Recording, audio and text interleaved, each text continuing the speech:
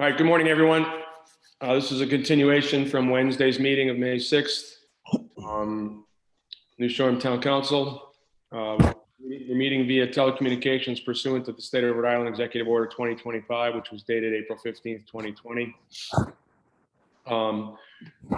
We've already worked on the basically the first item on the agenda, but I think we're going to have to go back to that because we wanted to look at the final draft, and there may be some changes. Before we do that, though, I'd like to take one moment to commemorate the 75th anniversary of the victory over Germany. I'd like to remember and honor the sacrifice of so many to save the world from the tyranny of Nazi Germany. We're forever indebted to the many people who sacrificed so much. And the sad irony is that so many of the vets in the hospital are the ones that are falling victim to this pandemic. So I'd like to just take a moment and recognize all the sacrifices that they made. Okay, going back to the item on the agenda, as I said, we had come up with a draft. And Catherine, were there changes to the draft that we got that need to be made, or do you have any concerns, Catherine Marola? Oh, I'm sorry. Let me announce that the meeting participants today are the council, Second Warden Andre Boudreau, Martha Ball, Chris Willie, and Sven Rissom. Also interim town manager Jim Kern, town solicitor Catherine Marola, EMA directors Peter Gemp, Bill McComb, and Chief Vin Carlone. Kate McConville is on as the harbor master, and Tom Warkup from the medical center is also involved in the meeting today. Catherine Marola, back to the amended ordinance. Do you have any updates on that? Yes, well, yesterday I sent around to the council members the press release that the governor put forth regarding her changes to the executive orders and when certain things were going to lapse. The press release indicates that that an order was going to be entered today. However, I've checked the website. The order has not been put up yet. I don't know if it's been finalized. So the best that we can do when we look at the proposed revisions to the ordinance is look at what the press release says, bearing in mind that things might be a little different when the final order gets in place. I would say that when the council voted on this on Wednesday, it dovetailed with what was in existence at the time. And given the sweeping changes that have happened, I think we're going to need to look at that in light of the press release that came out yesterday. Okay. Do you have specific? So for example, go ahead. This was done in conjunction with the stay-at-home order. So the idea was that the stay-at-home order of the governor would prevent people from coming to the island, and that what we needed to be concerned about was the category of workers who were under basically restricted activities. But now that that is lifted, that's something that the council has got to consider in light of the proposed revisions to the emergency ordinance and what they want to do in terms of policy. That's item number 6, Kathy. Correct. Okay, Kathy, can we go back to the beginning, because I had some real problems with what we got in terms of and I will acknowledge I was having a really hard time following the last meeting, but it looks like we took out it looks like we've basically, again, eliminated everybody who works here, and we're just talking about people who come over here. We took out the office. Is this correct? We took out the office workers and the outside activities and the work activities, and office workers. That's all gone. Is that right? That was the council vote. Right. Okay. So I'm just clarify that, because I think I was a little uncertain. Are we folding state essential activities into this or not? I mean, is that our default? Because it doesn't say that anywhere here. Well, what the council did on Wednesday was eliminated the worker classifications for people that had already self-quarantined. Chris Willie? Okay, but you're missing. I can't seem to get this point across. I'm not talking about people who come to Block Island. That's not my question here. My question is people who are here. And it seems like I don't think we ever got around to cleaning, did we? And that sort of thing. And are those things under? The state is such a moving target. I don't even know what that's under. But I feel like everything is being driven by one sector, and everything else is just kind of falling by the wayside. Well, the motion that had been made by Kathy, Sven. please, I'm trying to get a philosophical point across, and all I'm getting is repeating what happened, and I'm trying to clarify, where are we? You can't ask Kathy that. She's the attorney. You should be asking the rest of us that. Well, I'm asking everybody. I didn't say, I'm asking everybody what's going on here. Let's wait for an answer. Chris Willie, do you have a comment?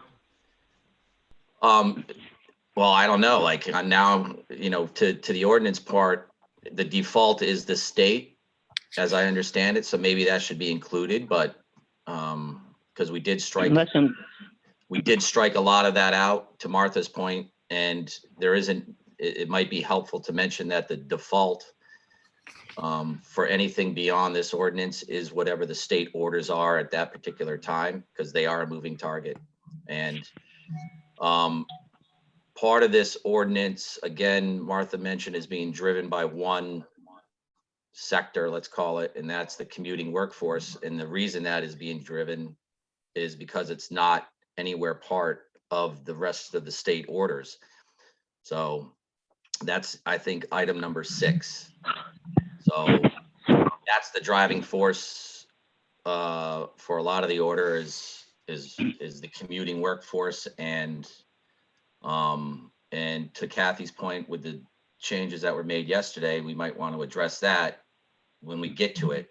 But I think we ought to start with 1 and go in an orderly fashion all the way down until we're done with 1, and then go to 2, etc. Well, I think we need to look at this as a broad picture philosophically before we go 1, 2, 3, 4, because we're losing the forest for the trees. I think I've said this before. And there were some things that just didn't seem to work out. I thought the state was going to be folded into this, or at least a reference to, because we kept talking about the state's the default, and we can't very well say the state is the default and just take it for granted that everybody's going to know how to figure out how to get to the state or what the state default is without putting it in the ordinance. Because this way it looks as though certain things that were dropped just vanished without any reference to see updates from the state of Rhode Island guidelines. Martha? It would have made more sense to me. Can you hear me? I can hear everybody. Okay, so just at your overarching point, this is Ben. At your overarching point, like Chris was just saying, the goal was let's follow the state for all the reasons we discussed the other day. Let's follow the state, which would mean that all of the quote unquote local workers can work as per the state. So for example, a restaurant can't have in-house seating, but they can do takeout, for example. An office worker can go, at least as of Wednesday, if they were, if they couldn't do their work from home, for example. So rather than go through all of the steps of worker activity, et cetera, the council went further to say, let's follow the state. And then we put in these restricted, you have to register with Jen category, so that we knew who was coming to the island and could at least manage that. So in essence, we are going to the state with the addition of this restricted registered worker. Okay. Does that make sense? No, listening to me. Come on, guys, please listen to me. Where does it say that? All right, that I understand. Well, no, I was saying that's what the overarching, that was the goal of. Where does it say that in this ordinance is my question. Paragraph 9. Paragraph 9. What does it say? All persons on Block Island shall fully comply with all federal, state, and local emergency directives and orders as shall be from time to time amended. That's too broad. That is like saying, everything applies to the Constitution of the United States. That's not a fair, readable document for people. Ken? Chris, you're muted. Chris, This is you Jim. Jim, go ahead. I think the effort taken a couple days ago may be somewhat difficult for people to follow, but I do think we want our ordinance to say as directly and as simply as possible what is expected, and I think that the result of that meeting does that. There was a significant transition, but the way an ordinance, the way we're trying to fashion this is to identify things that people actually need to comply with, as everybody's trying. But my suggestion would be that I put together a document subsequent to this.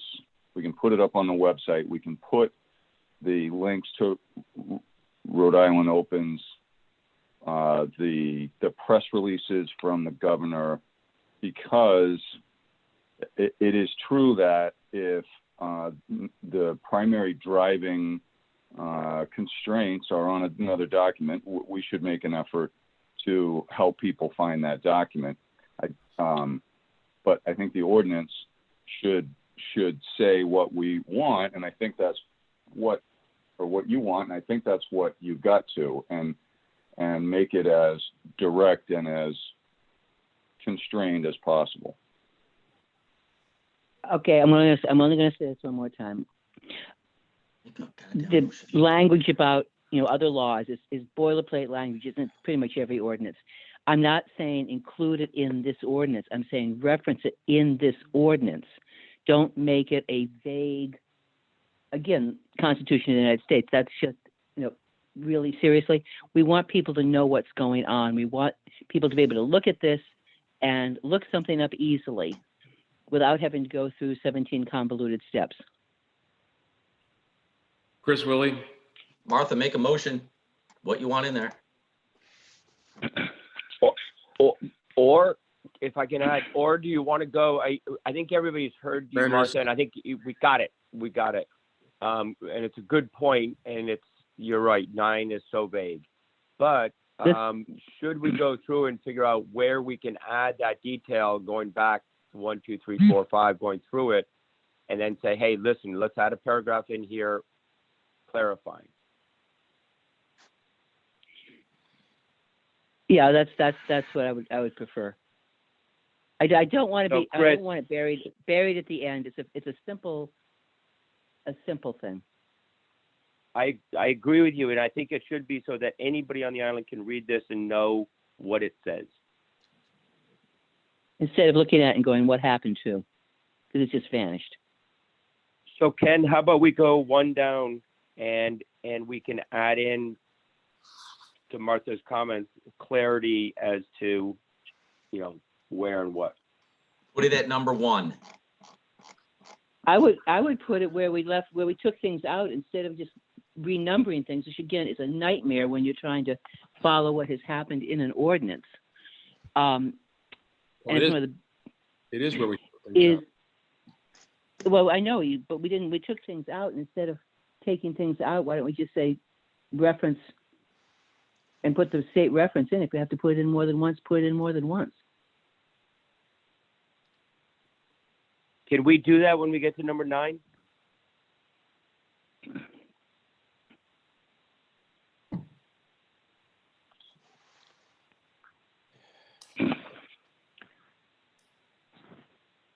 Martha, are you comfortable with that? Because 9 is where it was in the previous document. I was thinking of the places where we took things out, dropped things, and renumbered instead of renumbering. And I know this is design at the table, which we shouldn't be doing, but when you have these like sweeping, take all these numbers out, I thought there was going to be a state reference in here, and instead things just dropped. And it's got to be up front. It's not going to be at the end of the ordinance. It can't be buried.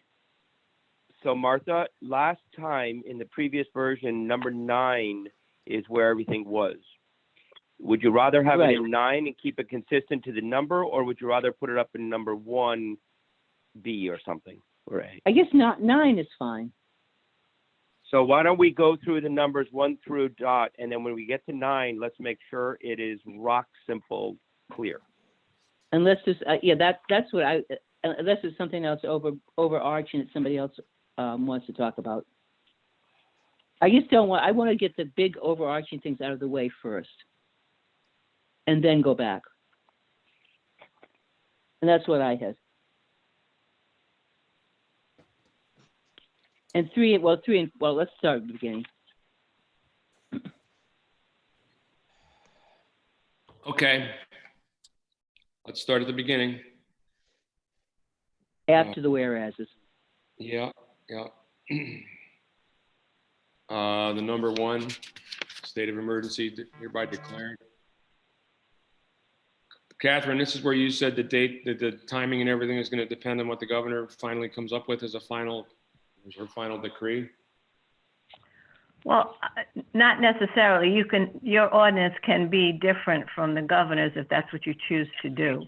Okay. These were the dates that were voted on Wednesday night, but you can modify them if you choose to do that. Okay. So I don't think any changes are necessary for number 1. Anyone else disagree? Hearing none. Number 2. Well, Ken, hold on. What are the current dates we expect to be from upstate? Because I think it's important to mirror it as much as we possibly can. And do these mirror what we think is happening?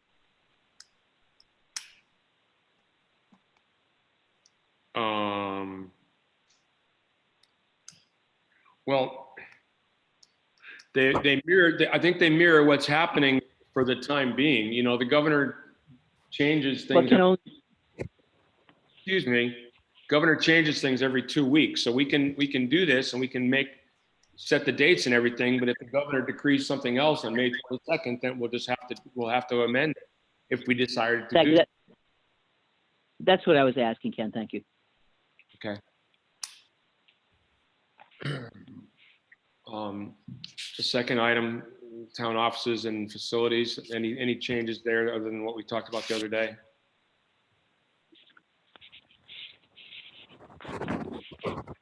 Hearing none. Third item, town departments, agencies, municipal agencies. Ken?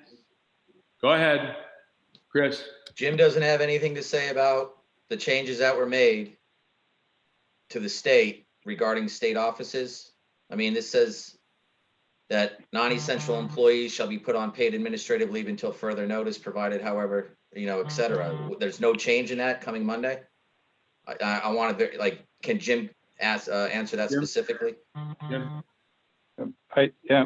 We could have updated this with all the rest of what we had. I didn't find it that we needed to. We're already past that. This was our original ordinance, which was essentially closing town hall and putting everybody on paid administrative leave. But as it goes on, it says we have the authority to change that configuration as appropriate, and we've already changed it once. People have been off paid administrative leave for going on 2 weeks now, so we could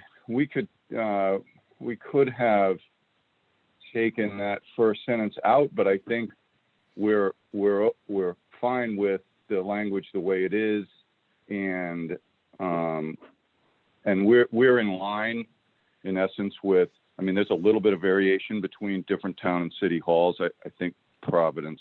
I think most of them are still physically closed, but some allow, just for people's information, some allow appointments. We're not to that point, but at the point where we want to be, we want enough flexibility to be able to do that without necessarily having to convene a meeting. So I think what we have there is good. We could have gotten rid of that paid administrative leave, but that's where we started out.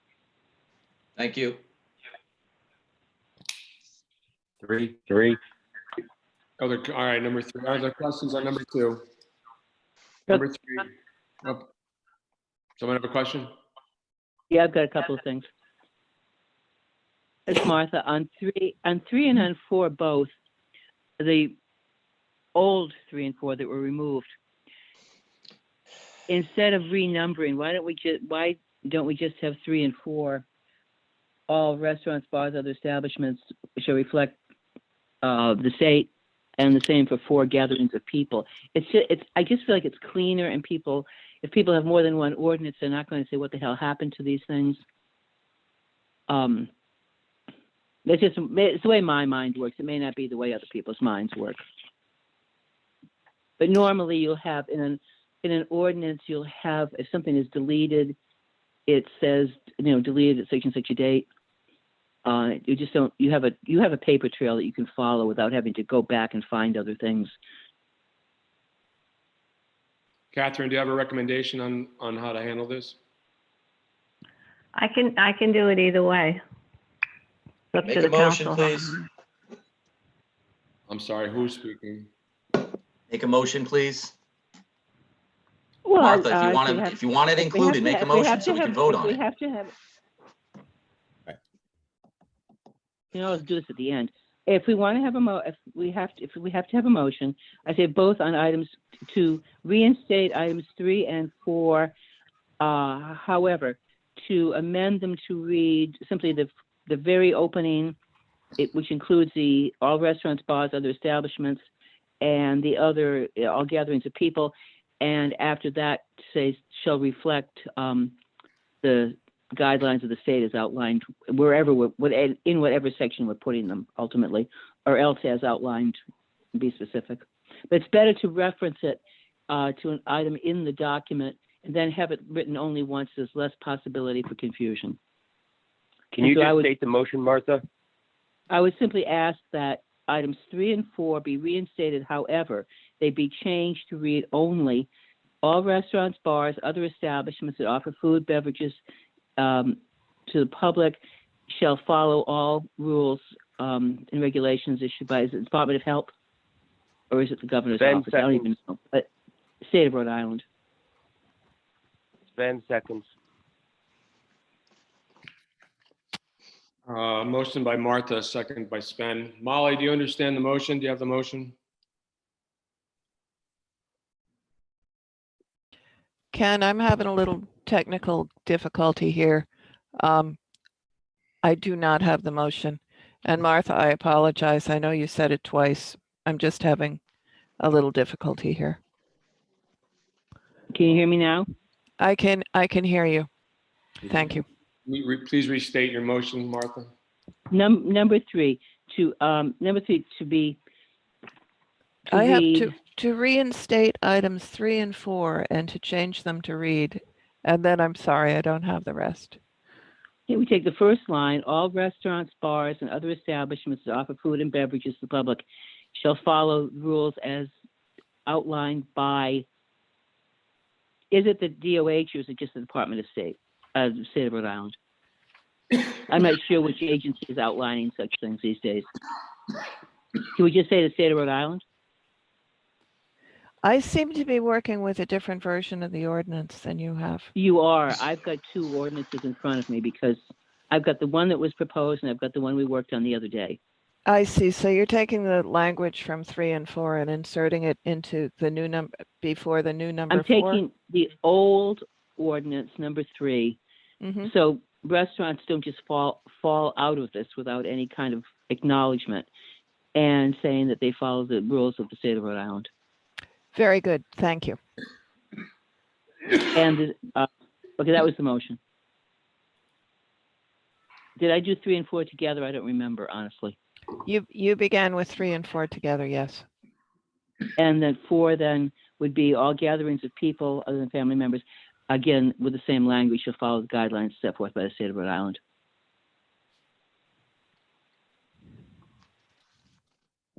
Any comments or concerns? Catherine, do you have any other input? No. Okay. I have a question. Go ahead, Chris. We're not gonna have to meet again, are we, about this to vote on it? Like, once these amendments are made, we can move on? Because we voted on it and talked about this for 2.5 hours, 2 days ago, about taking it out and leaving things in, and now we're back at square one of adding things, but they're Well, gonna be no. different. So I don't want to No, meet we're not. again about this. We're not adding things again, Chris. We're clarifying what we did the other day. I'm sorry, Martha, That we this are is- this is- actually adding something because we have a draft amendment, or we have a draft ordinance in here that doesn't have what you have in it, okay? I have a draft I'm reading, and you're adding things back to an ordinance that we already voted on to take out. So we're adding this back Because in, so it's changed. And I want to make sure my question is, we're not going to meet again to go over these changes. I just want to be clear on that. I would hope not. Why? All right, any further discussion? All right, I'll call the vote.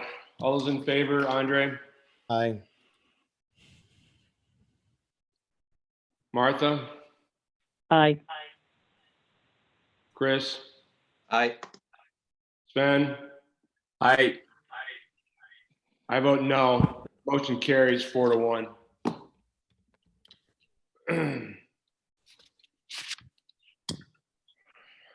Well, we just changed 3 and 4. Or we just changed 3. Where? I don't know. No, 3 and 4. So we're just renumbering. That's all we're doing now. Matt, can I ask a question? Ken? Andre, go ahead. Martha, thank you. And I get that clarification is best. I don't have the old one in front of me either. Should we take a minute to go get the old one? If anybody doesn't have it in front of them, do you think this is going to happen as we further on down the line? I don't What I'm- think so. What I'm asking is, should we all have the ordinance in front of us that we were talking about last Wednesday? So we can, know what changes or clarifications are going to be made. Okay, the only clarifications that I'm asking for are references to things that were omitted to be referenced, to have the reference to the state rules and regs. Okay, so we should all probably have that old ordinance in front of us right now, correct? Whatever. Because Your I had to go get mine too. You want to take a recess for a minute or two? Go ahead. If that's what you're requesting. I went and got mine.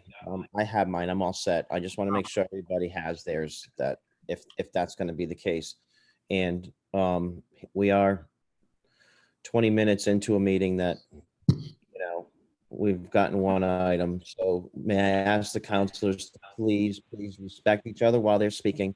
Don't talk over each other. Wait your turn, because it's a little confusing when people are talking over each other. Welcome to my world. Well, Martha, when you have the floor, you should have the floor. That's what I'm saying. When the other counselor has the floor, just hold your thought and wait until you're called on.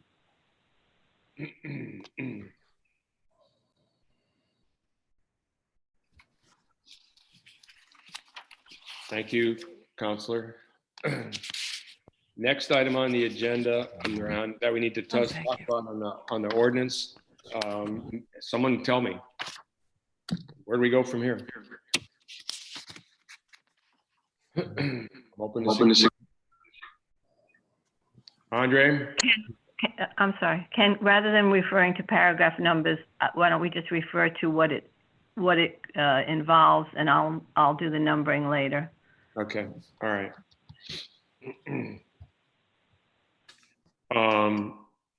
So licenses and permits. Following licenses and permits, I'm looking at page 3 of the draft we did the other day. Following licenses and permits are suspended during the effective period of this ordinance. Bicycle, motorized, tricycle, motor scooter licenses, and additional vehicles of any kind may be rented on Black Island. If we're gonna have a discussion on this, I'm gonna be recusing. Chris Willie. Are Aren't we waiting for some clarification on this from the state? Because of the think- situation where we actually issue licenses, and that's not the case in a lot of municipalities. I'm gonna recuse. I believe Catherine has some information on this. I'm gonna recuse at this time. Andre, would you please take over? Go ahead, Chris. Oh, go ahead, Catherine. Well, all that I have, because I haven't seen the governor's order, it's not up on the website yet. The only thing I do have is what everyone else has, which is the press release, which says about opening of non-critical retail stores. So what is your advice on this item? Well, the reason that was left as it is on Wednesday was because we were looking for clarification from the state on that. As Chris just said, I did send a memo around based on the Department of Business regulations list of non-critical businesses and what was allowed. However, that's all changed now because now non-critical businesses can open again.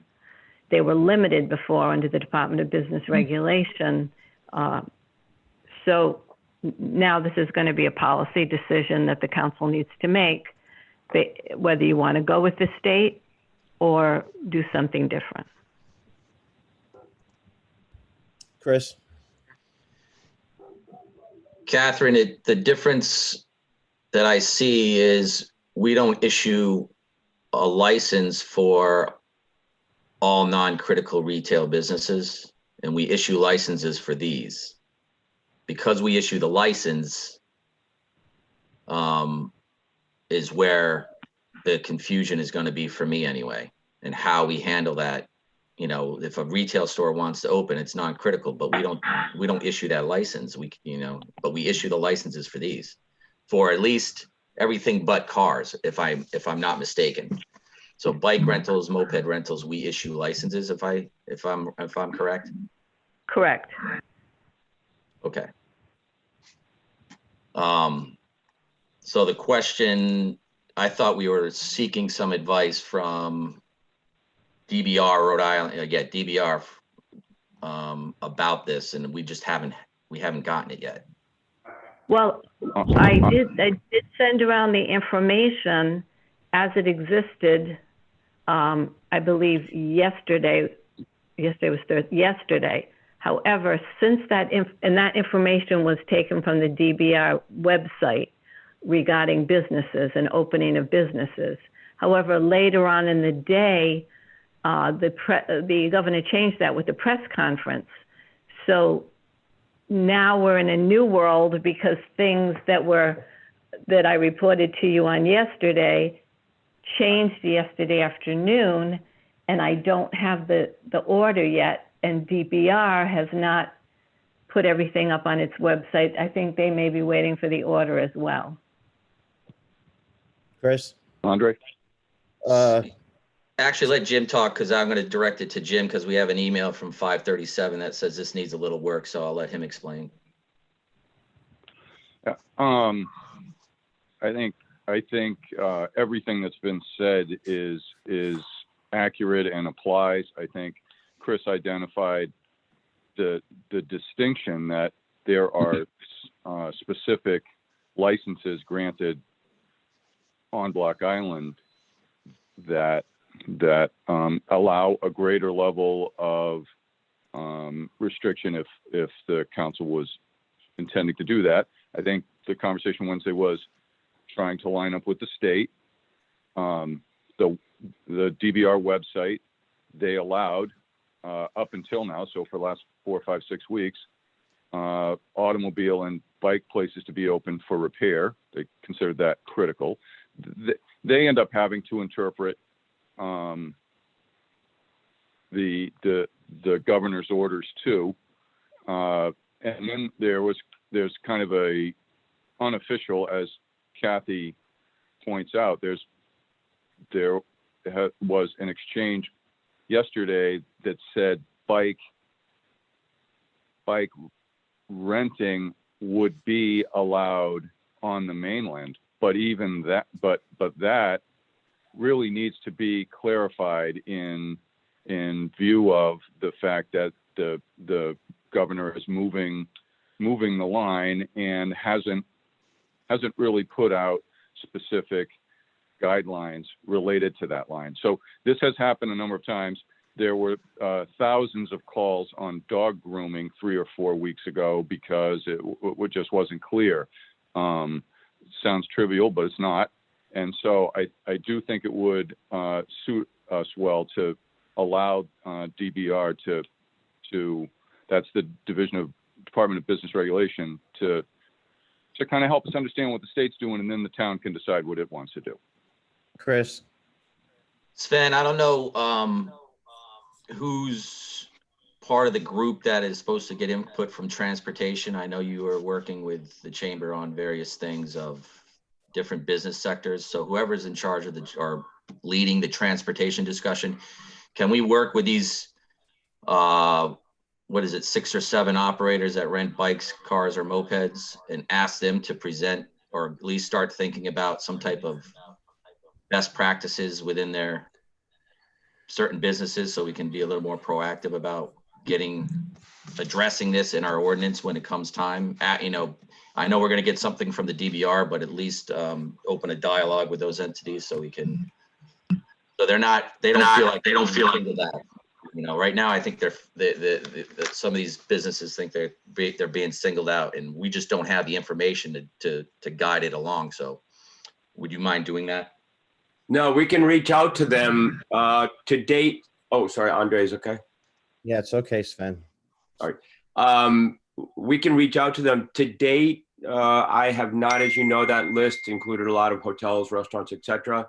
But we can reach out to that group and ask for guidance. My feeling is Kathy and Jim are going to have to be very integral in that, given, all the changing targets and people. So I can work with Jim on this.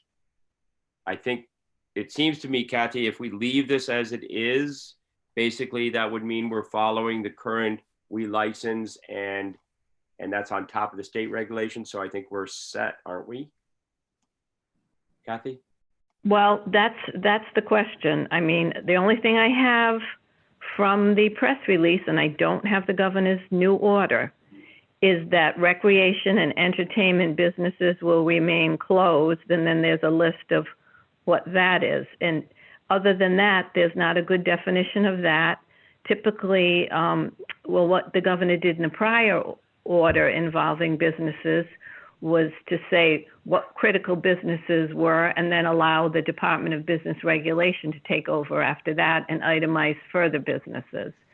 So we are working off of only a press release right now. We don't have a formal order. We don't have regulations from the Department of Business Regulation. This is Martha, if I may. Yeah, Martha, I was going to ask you your opinion anyway, because you're being a little quiet over there. So go ahead. I was on mute. There is one distinction here that we don't seem to be talking about. I think we only have statutory authority from the state for mopeds and motorized, whatever the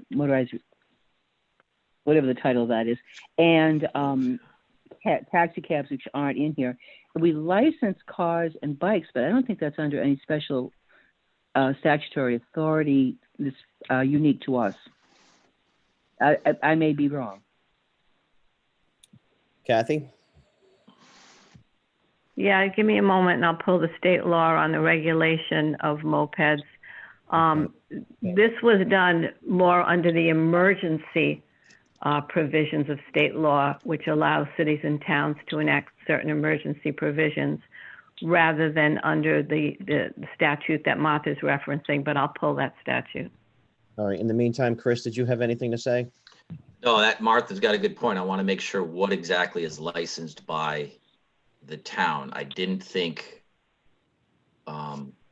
bikes or cars were, meaning car rentals are allowed right now by the state. I just want to make sure we're clear on what is licensed by the town and just get clarification from DBR. Molly?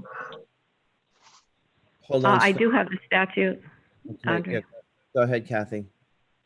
The statute says no person, firm, or corporation shall offer for rent or lease or allow to be rented or leased any motorized bicycle, motor scooter, or motorized tricycle within the town of New Shoreham unless and until the town council of the town of New Shoreham issues a license in accordance with the provisions of this chapter. Go ahead, Sven. And that's how we've, in the past, Chris, that's how we've controlled the number of, right? So that's the licensing vehicle. Chris? So in light of that, wouldn't it be in our best interest to work with these entities and figure out an operating plan before we issue a license? And, you know, everybody's going to be a little different that holds these licenses because of the property that they have to work on. And, you know, it's going to kind of be an ad hoc plan moving forward. Everybody's going to, you know, probably do something a little different. But again, in the interest of health and safety, what do these operators plan on doing and how before we issue the license? Would that make any sense? Andre? Go ahead, Jim. I think that does make sense, and it's been the approach recommended by the state and this area and other areas. Request from a proposed operator of whatever it is. We see it. It's going to be heavy in restaurants. A plan for spacing, cleaning, sterilizing, whatever it is, in between rentals, because that's one of the concerns.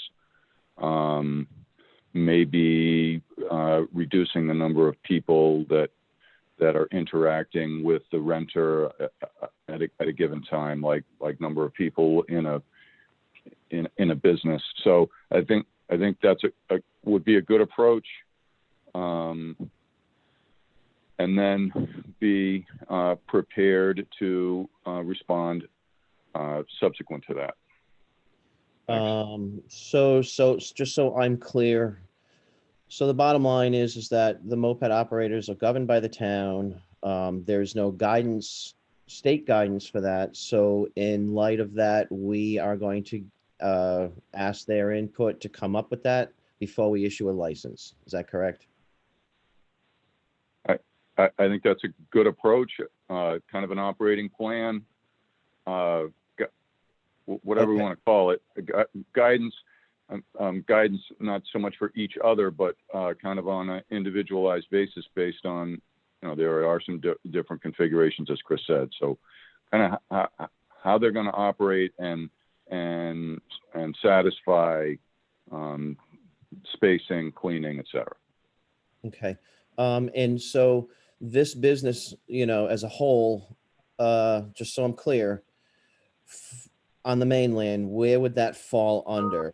Would these operators be able to open Monday if they were in Narragansett? Jim? It's the information is incomplete, Okay. but the information from DBR is that bicycle rentals would be allowed on the mainland, but I would say it this way, and it's based on a number of conversations that I've heard, and Kathy and I had this conversation yesterday. It's really not spelled out in the governor's orders or any document that DBR has provided. So it is somewhat akin to the email conversations we've had over the last 5 weeks, where people email in and I answer or Mark Tilson answers. So it's kind of an answer, and the answer is right now on the mainland rental is allowed, but then the follow-on advice / guidance from the state is work with the local vendor of whatever kind of business, work with the local vendor to develop a plan so that everybody's comfortable. And that's really literally the way they say it. Okay. So I think that's the approach we want to take. Sorry. Okay. See Sven and Chris. Sven, go ahead. So just to be clear, what we have talked with many of the business groups about, and that includes hotels or retail, real estate, etc., have been really 6 we call them considerations. One is social distancing, one is masks, one is cleaning, group sizes, handling of COVID positive employees, and if it ever comes, testing. And I think we can definitely work with the moped bicycle renters. Jim and I can coordinate that. Maybe it's easier for Jim to do it and get their plans to this so that we know going forward that they really have a cleaning policy or a, employee sick policy, etc. Social distancing. So as trying to move forward, I can work with Jim if he's okay with that and connecting with those people. Chris? Yes, I agree. I want to make it clear that this is a segment of a business license that, again, we issue for mopeds and bicycles. So we need that part of it, but we don't issue one for cars. Right. And so that, I don't think cars can be lumped into this technically. I just want to make that observation. And the licenses already have been issued. They're just suspended, as I understand it from Molly's note. They're suspended right now. So they're not revoked. They're suspended. And cars, I think, should be backed out of this unless you guys feel otherwise, because cars right now are allowed in the state. And we don't issue a license for them is the bigger point. So Sven? Don't we issue a license as to the number?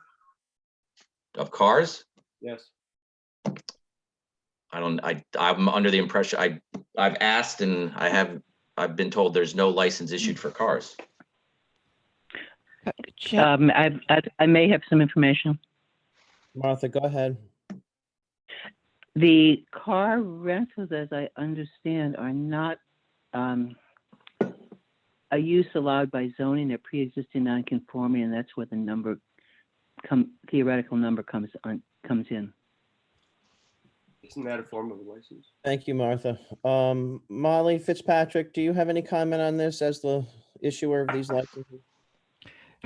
No, I was going to say check with Mark because, as Martha points out, it's a zoning issue Mark Tilson, on automobile rental. Thank you. Mark Tilson, are you with us today? I am, Andre. Can you comment on the discussion that we've just been having real quick? Yes, Martha is absolutely correct. These are all prior existing non-conforming uses that do have numbers attached to each location. Numbers meaning the amount of automobiles they can rent at each location. Okay.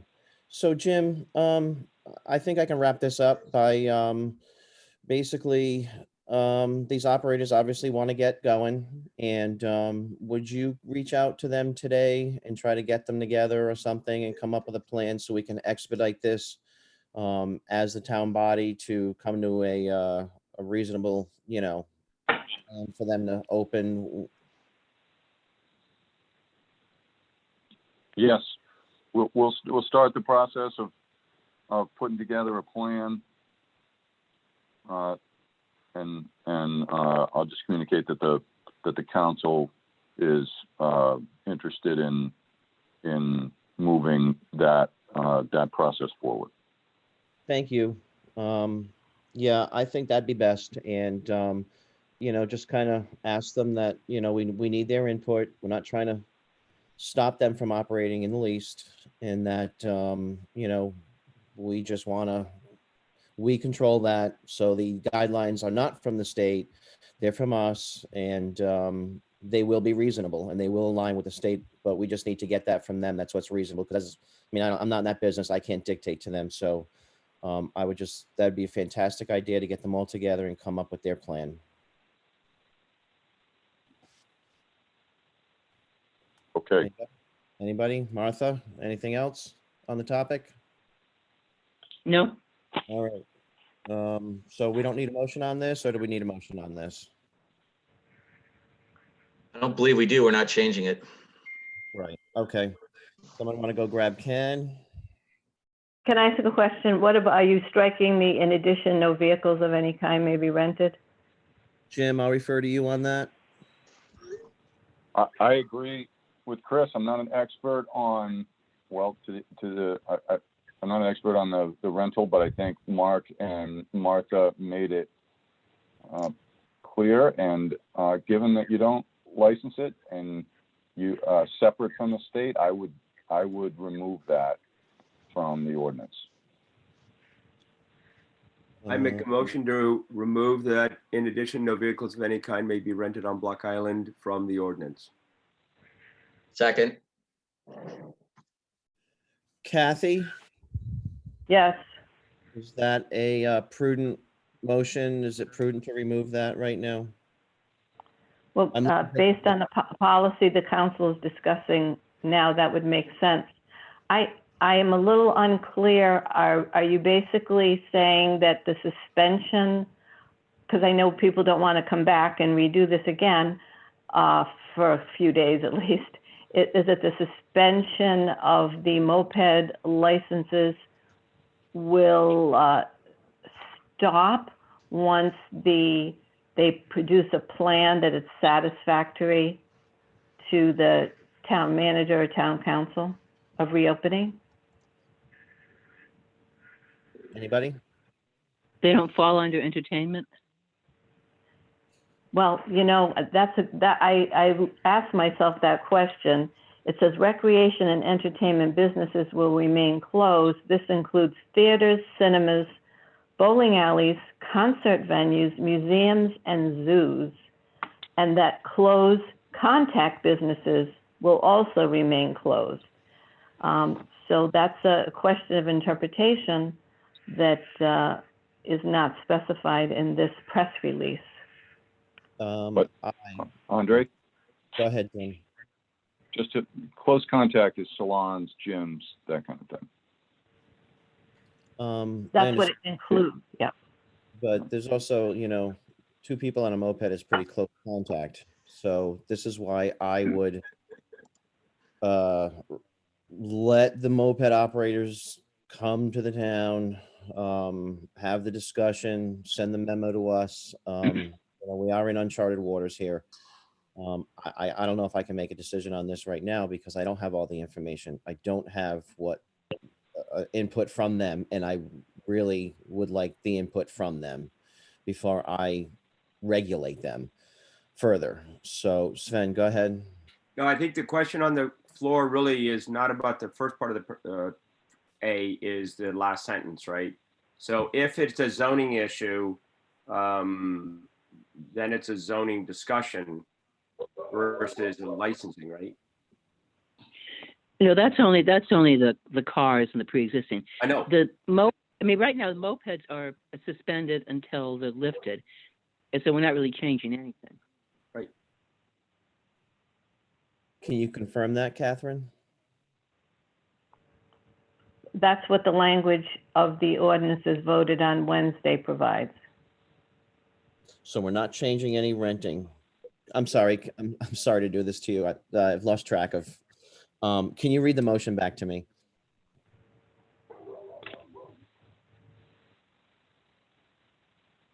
I Molly? can do that if you want. Sure. go Sven ahead. moved, seconded to Chris to remove the words, in addition, no vehicles of any kind may be rented on Block Island.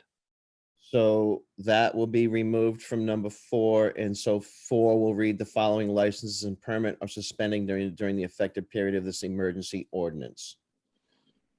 Bicycle, motorized tricycle, and motorized licenses, no vehicles of any kind. Okay.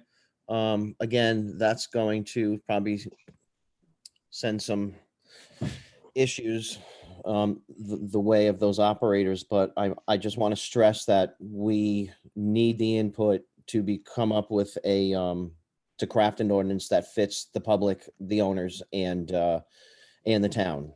And that may take a day, may take some time, but Jim said he'll get right on that. I'm happy with that.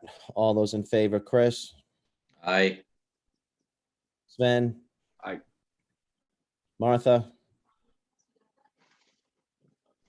I'm still not clear what we're doing. Jim or Can somebody Catherine? read that back again? I just want the ordinance. I need the motion read back. The motion was made by Sven and it was seconded by Chris. And the motion was to remove the words, "In addition, no vehicles of any kind may be rented on Block Island." Period. That would leave paragraph number 4 to be licenses and permits. The following licenses and permits are suspended during the effective period of this emergency ordinance: bicycle, motorized tricycle, and motor scooter licenses. Oh, that's simple. So- Okay, fine, thank you. So I guess to digest that, Martha and everybody, that No, would, I think, we would be allowing the rental of cars only on Block Island? As I understand it, yes. Catherine? Yes. Okay. Martha, are you set with that? I called yes, the, I voted yes. okay, good. All right, so we can move on. Somebody want to get Ken?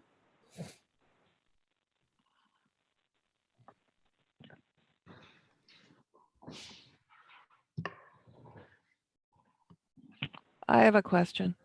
Okay, go ahead, Molly. Does this activate taxi licenses? Catherine? Taxi licenses are already activated. Well, It's we, addressed in we- C, yeah. You extended the expiration date, but I believe the last ordinance suspended taxi licenses. So this change activates them. Is that correct? Correct.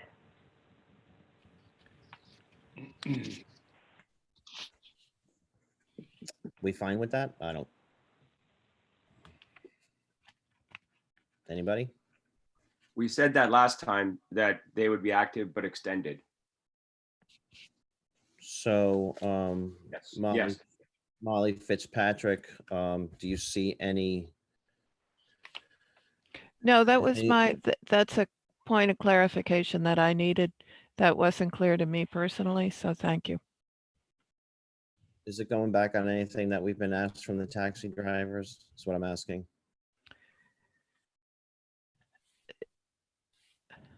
Not that I know of. Okay, so we don't see a problem here right now? I can't speak for the taxi drivers. I just wanted clarification on what you were doing.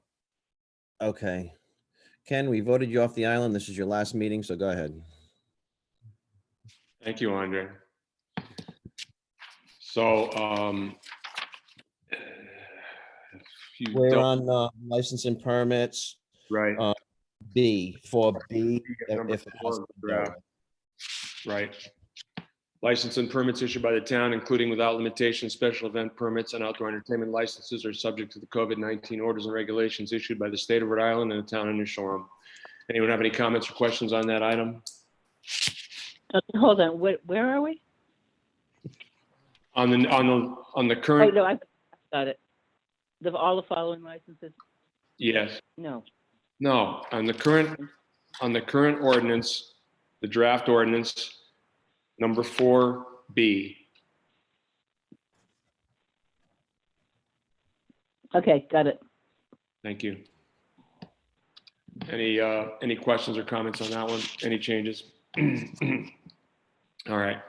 4C, the expiration date of all taxi, we already talked about taxi licenses, motor vehicles for hire licenses extended. Any question or comment on that? D says no license or permit issued by the town shall be subject to loss or revocation during the 2020 calendar year for the license permit holder's failure to use the license during the 2020 calendar year. Any comments or questions on that?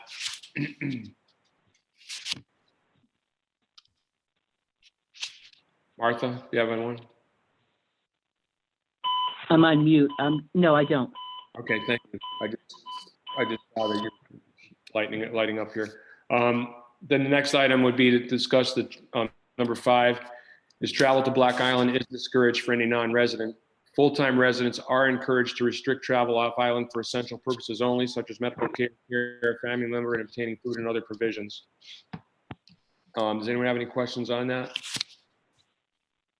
At this point, I might like to ask, with the council's indulgence, I'd like to ask Bill McComb to come on and just explain the current, how the current ferry schedule pertains to this item.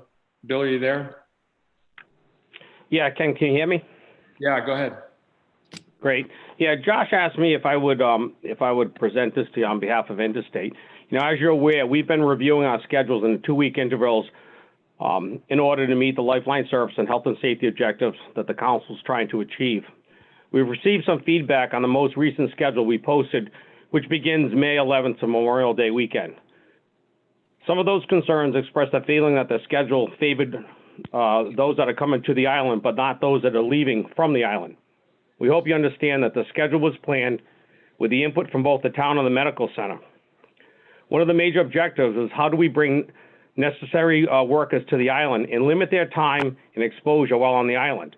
It was expressed that if they have the ability to come, register, go to their work, go directly back to the boat without having to stay overnight, it would be ideal. On the other side, if a local person wanted to go off shopping for groceries, they'd have the ability to with a quick 2-hour turnaround.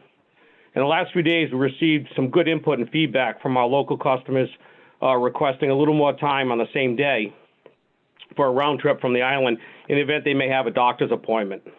After listening and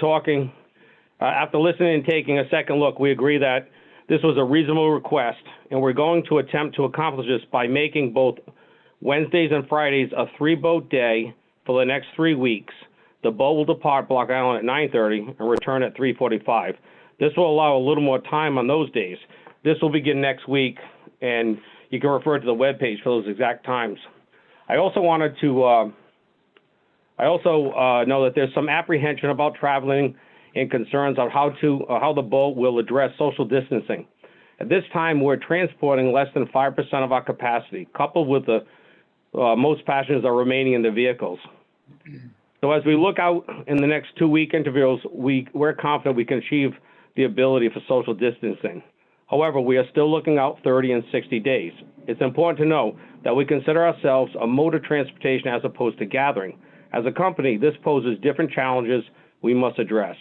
Many of these you will see while traveling, like face masks on our employees and passengers, additional cleaning, signage, PA announcements, and we're utilizing the Carol Jean, which gives us additional cabin space.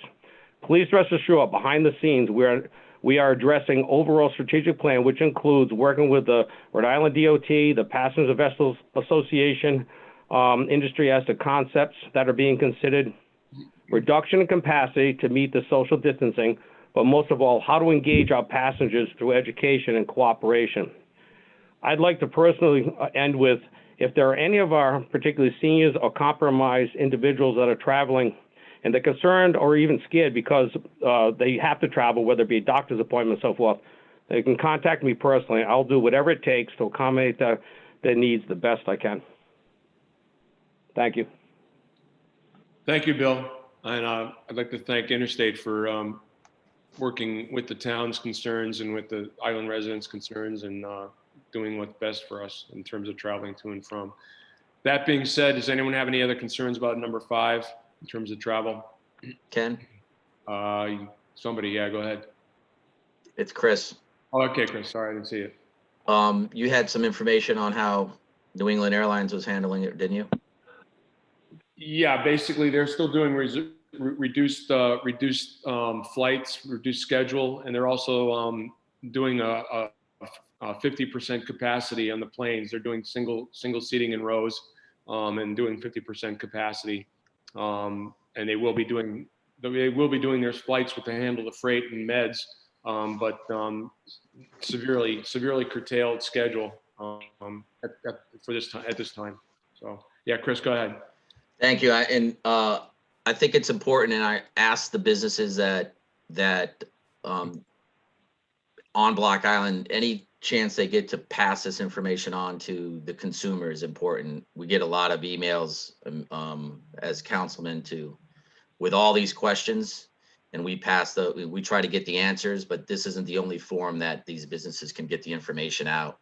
And thanks to Bill for giving us a very comprehensive plan moving forward, because that answers a lot of unanswered questions up until now. And same thing with New England Airlines, because we get a lot of questions on how they are going to manage transportation, as you know, they're both the two ports of entry. If I may, though, can we also get an update at some point by the next meeting on the other ferry services that operate during the summer, at least from Montauk as well as and New London? If we can reach out to those entities and find out what their plan is, please. Yeah. I'd also like to, I'd like to mention at this time that it apparently it still isn't clear, but that the governor has said that the quarantine of folks coming from out of state is going to continue for at least another couple of weeks. She's made no definite commitment about when that will end. But what that means is if you're coming from out of state, for instance, to Block Island to your island home, or coming from out of state to Block Island for whatever reason to stay, you must quarantine for up to 14 days. But if you're coming to the island, let's say to do something with your house, your island home, and you're staying for 3 days, quarantine for 3 days, and then you can leave. You don't have to stay for a minimum of 3 or 14 days. Apparently that hasn't been clear, although we've said it before. But the point being, if you're coming from out of state to the island, you do need to quarantine while you're here for at least 14 days if you're staying for longer than that. I just wanted to make that clear. Other comments or questions on this one? Yeah, Ken, just really quick. Thanks, Bill. Bill, you know, that's obviously a lot. You know, the ferry's been on the minds of a lot of people lately. So I appreciate the input and the clarification. You know, yesterday was obviously, you know, a lot of people were talking about, you know, exactly like you said. And I think that, you know, the locals, you know, we've been cooped up here for 8 weeks. A lot of us want to leave and you can go do what we need to do. I think we have been made aware of the challenges over there and keeping safe, judging by our own quarantine. I think that most will be vigilant in keeping clean and, you know, coming back. And that quarantine order still, if you feel as though you go to the mainland, you can still quarantine if you want to keep this, if you feel as though that's what you need to do, just because we're telling you that you don't have to. If you feel like you go to the mainland and you feel like, you know, you've been places that, you know, you can certainly quarantine if you want. But I have a feeling when that schedule changes, you're going to see a lot of locals traveling and like, going to look like a bunch of cats that just jumped out of a litter box. So I just, you know, once we drop this, I just want to wish you're just be safe over there and do what you feel as though is safe to your family, and you know, get on with your work that you need to get done. Thank you, Andre. Any further comments or questions on this one? Yeah, I have something. Martha, go ahead. Bill, can you submit that statement from Josh to Molly? Sure, I'd be glad to do that. Thanks. And Bill, when will that schedule be posted? It is right now. We just put it up when I got done speaking. They just activated it on the web. It will be up there. And Ken, can I add one other thing with the EMA hat on for a second? Go ahead. I think everyone really needs to be mindful that our work is really just starting the hard part. It's easy when we're staying home. If you ask yourself how many times you washed your hands yesterday as opposed to 3 weeks ago, you know, there's probably a big difference in number. The fact that that we're trying to slowly open things up, I think it's going to take a real effort from everybody to understand that, you know, this is something that we have to live with, and we need to be really mindful, very vigilant, and we need to cooperate the best that we can, because this has not gone away. It's a matter of how are we going to deal with it. So I just think that we can't get complacent and that we need to stay vigilant and, you know, in the mission here. Thank you. Great. Sven Rissom? Yeah, as everybody I think knows, the council has reached out to many of the business sectors, and I have been very impressed with how each sector, and I'll take the hotels and restaurants, has really embraced this, and I think they all hear that, Bill. And Ken, I think everybody's trying to work and do the best they can to make the island safe and healthy. Thank you, Sven. Nothing further. We'll move on to number 6, and that that says that only transient workers may commute to Block Island who are engaged in restricted activities as hereafter defined, provided, however, that all such transient workers are restricted as follows, and then it has a list of restrictions. It has a definition of self-quarantine, and there's a list of restricted activities. Any comments or questions on that? I know one question that's come up is surveyors, but I believe that comes under the auspices of engineering consulting. Any other questions or comments on this item, number 6? Yeah, Ken, I would go back. This is Martha. Go ahead, Martha.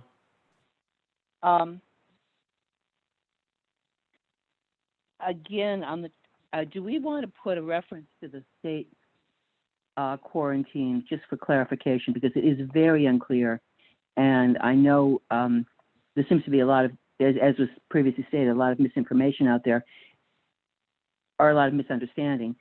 And do we want to reference the state requirement for out-of-state quarantine in here?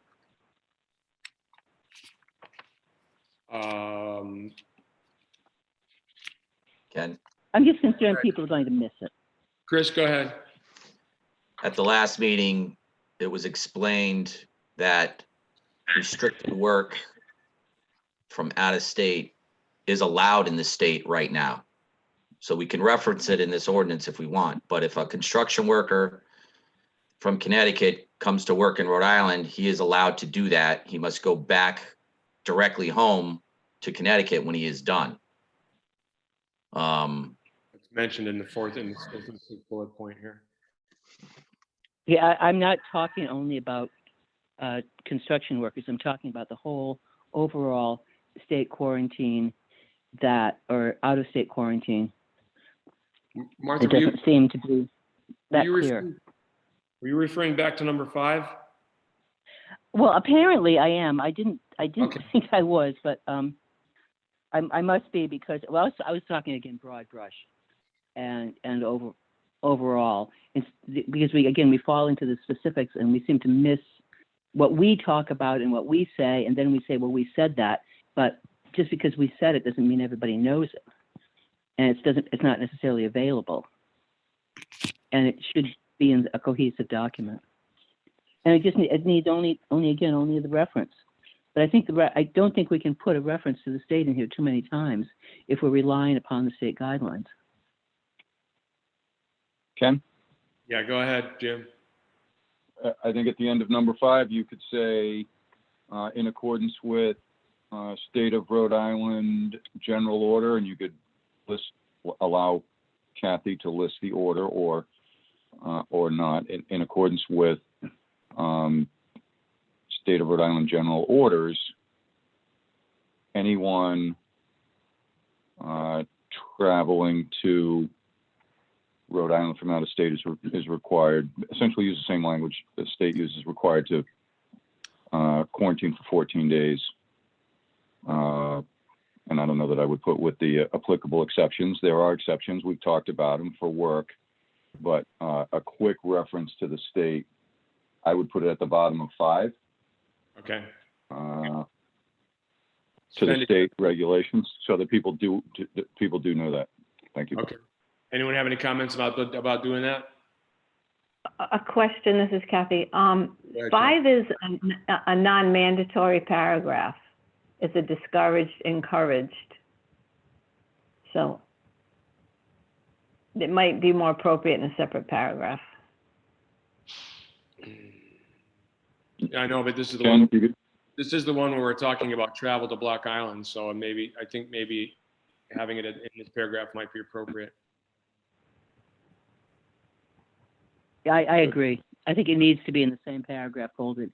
Just the reference needs to be folded into that just to clarify it. All right, I'll make a motion to have Council Marola incorporate a reference to the state travel and quarantine regulations as part of the end of this paragraph. Second, Seconded by Andre, I believe. yes, Andre? yep, All right, seconded by Andre. Any further discussion? Hearing none, all those in favor, Chris? aye, Andre? aye, Sven? Aye. Martha? Aye. I vote aye. 5-0, the motion carries. Now moving on to number 6. Any questions or comments on this item? We're on 9. Six. Oh, yes. Go ahead, Sven. Unless I'm mistaken, when we went to restricted activities, because we're with the state on everything else, Kathy, these were really about the folks coming to the island that have to register, etc. In here, I feel like we've lumped in some of the previous essential activities. So for example, public utilities such as water, sewer, electric, sale and purchase of gasoline, those were essential activities before. Sale and purchase of propane and heating oil, transfer station. So I'm not sure that, I think they got lumped in, and we can edit this unless I'm mistaken. The post office, for example, is not a restricted activity as we're seeing it here, unless I'm mistaken. Can you help me, Kathy? Well, all I can say is that the vote was to change the word essential to restricted throughout the document. So it wasn't as though they were all put in together. This was the definition of essential activities. Only thing that happened at the last meeting was those few at the end were added by the council. Ken? Go ahead, Jim. Sven, as a way of explanation, the thinking was that as you move to the state framework, the exception for essential to some degree becomes moot. A more appropriate label would be restricted. The purpose of restricted is to identify the registration piece, but also to identify if you're coming from out of state, there's some special application. So we did make a somewhat of a transition. These were the things that were under essential, and as Kathy says, it was expanded with some of the things we wanted in that weren't in previously. So that's kind of how the transition happened. Sven, go ahead. Yeah, no, I think we're all on the same page, and I think we like, or at least, okay, based on the last meeting, we all voted that a restricted activity, a la somebody coming from the mainland to do HVAC here, for example, would need to register with your designee and, go to and from the boat. My comment is, in the translation of going from essential to restricted, we have things in this list like post office. The post office is not coming under restricted and registering with Jen and leaving. So this list includes things that I don't believe were intended. We can leave them in there. Well, if I might, Sven, the intention is to have them that all these activities should involve minimal contact and exposure. Well, when being done, when being performed. So I'm the only one who sees this, and that's fine. I'm good with it. Further discussion or any comments? Andre, go ahead. So all of 6, just for the public to be clear, this does allow mainland contractors or anybody in this list to come here, whether it be from New York, New Jersey, Massachusetts, Connecticut, all of our surrounding states, correct? Correct. Yes, as long as they follow the guidelines. Right. Okay. I mean, I'm The self-quarantine, guidelines. I mean, I still have a concern with people coming here and spending time here overnight, coming from hotspot places. So I don't know if anybody else on the council wants to discuss that or has that concern, but I just wanted to voice that concern. That's all. Okay. Anyone have anything? Ken? Chris, go ahead. Andre brings up a valid concern, and my question is, how do you prevent it though? This is kind of the revolving conversation. Is we would like to do things that in some cases we just can't do because it involves enforcement. So to Andre has a very good point, but what do we do? And Andre, if you have a suggestion or somebody has a suggestion, I'm open for it. But right now, the state order allows out-of-state contractors to cross over state lines among other businesses or among other jobs, you know, medical workers, etc. So if somebody comes from Stonington, Connecticut to work on a house out here, by state order, they can. That's coming from out of state. I don't necessarily think it's a smart move, but how do we stop it, or do we want to stop it? That's a very good point. If you can't stop it, at least you can control it, and we're controlling it by saying they must maintain social distancing and CDC guidelines, and we have specific requirements for what they do if they're staying overnight, self-quarantining and things like that. So we're putting those restrictions on them to be followed to try and ameliorate the situation. Sven Riesem? Yeah. In addition, Andre, yes, you're exactly right. The one thing we have done that's above the state is to make those people register with the town. So at least we know, or we should know, and then they have to quarantine should they be here after they leave their job. But it is important that everybody realizes that that is what the state allows, and that seems to be where we're going. Martha?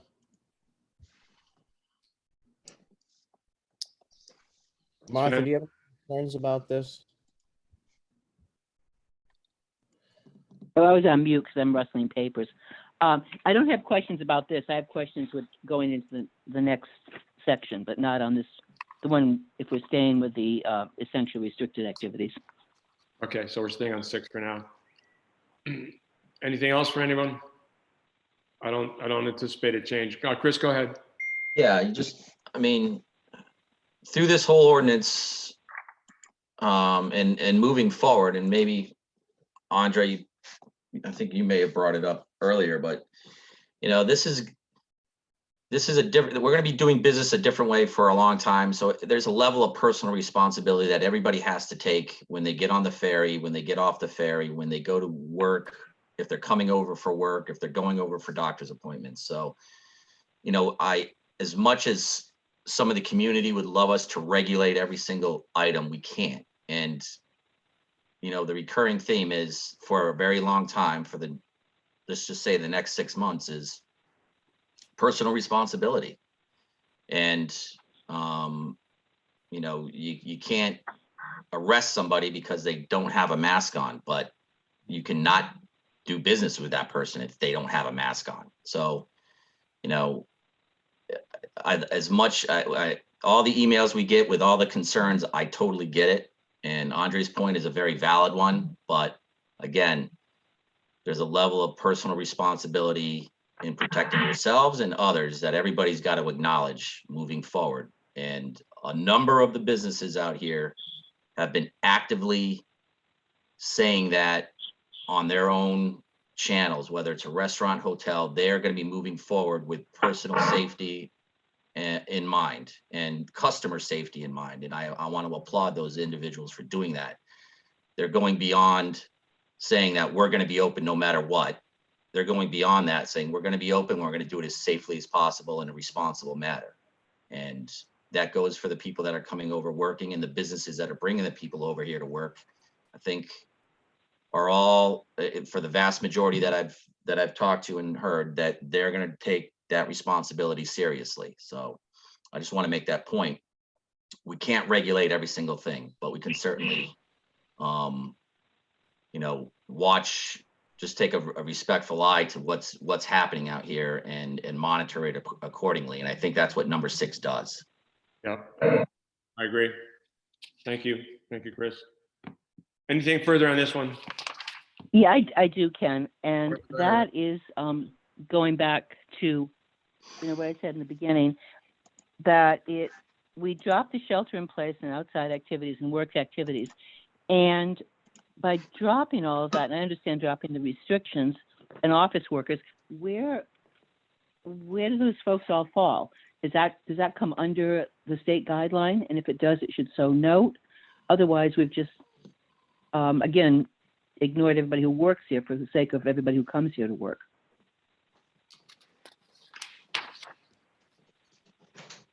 There's that whole section that was under shelter in place. It had outside activities, it had work activities, it had office workers. That's all gone. Yeah, but the first part of 6 talks about the such all such workers, transient workers, are restricted as follows, and then lists all the things. What you're saying is that, well, it says all persons are encouraged to conduct restricted activities by themselves in order minimal contact may be achieved. And then it goes into the list, which we have. Yeah. But I'm talking about everything that got dropped. And is there a broad brush state reference we can make? Because otherwise we just dropped all these outside activities and office and work activities.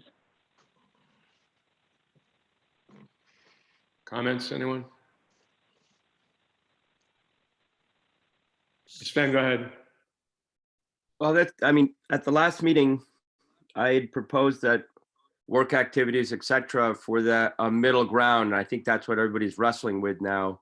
And we went through that, deciding to go with the state. And to Chris's point, it's really reflective of the chief and Jim's notes about enforcement, et cetera. So it was decided to go with the state.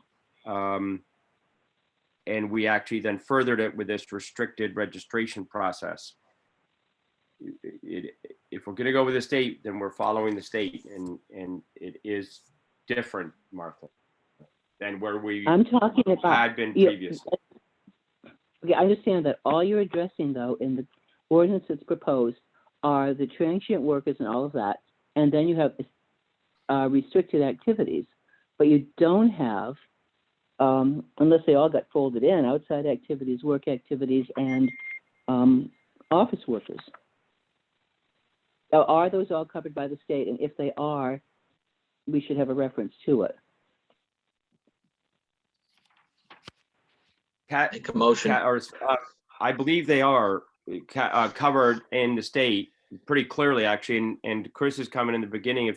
That Rhode Island opening really starts to talk a lot about stores, restaurants, etc.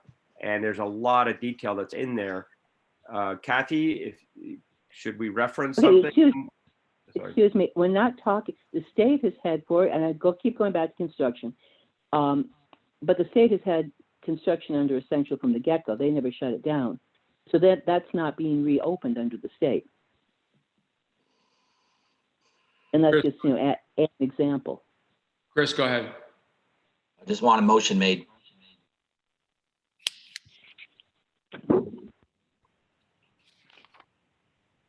Well, I asked the question. I still haven't gotten an answer to the question. Is this covered under a state place that we can reference?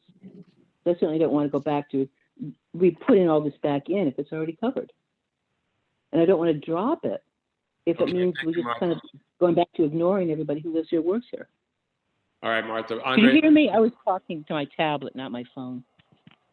I just wanted. Martha, are you wearing a mask? You're a little muffled to me. I didn't get. No, I was talking to the wrong device. Oh, that's good. Okay, I got you now. Thank you. My question. Did you get my question? I don't want to say no, but I'm unclear as to what it was.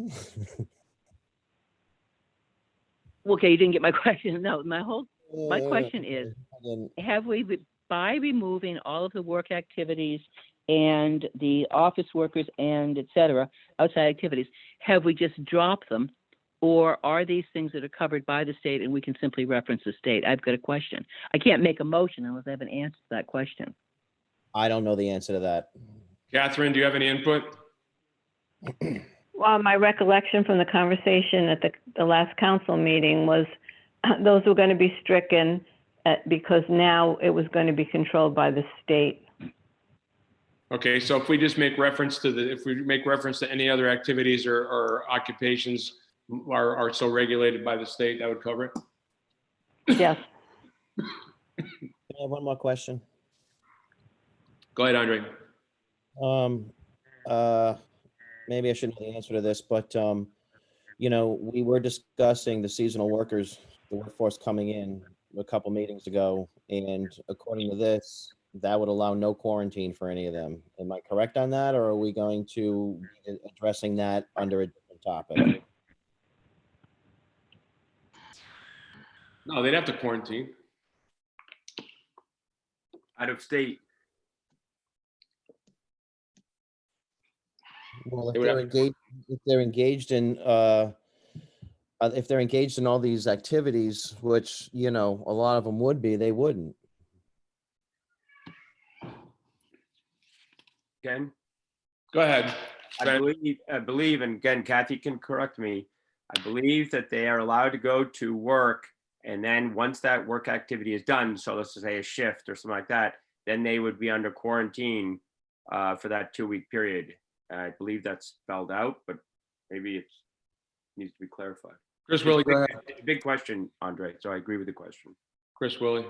It is a big question. You have, not only do you have seasonal workers that would fall into this category, but you have business owners that fall, you know, we have business owners that are coming back from all over the country that should quarantine for 14 days, but they also are working on their own businesses. And, you know, by state rule, they, as I understand it, they're allowed to do that. If they have to go start working on their business in whatever manner, whether it's electrical, plumbing, what have you, under that list, they're allowed to, but they, by state order, they must go from their home to that business and then directly back home. They're not supposed to go to the gas station or post office or grocery store. But again, that's the social responsibility that they have to undertake, because the enforcement end of it, you know, I don't think is viable. But that's the reality of where we're at right now, unfortunately.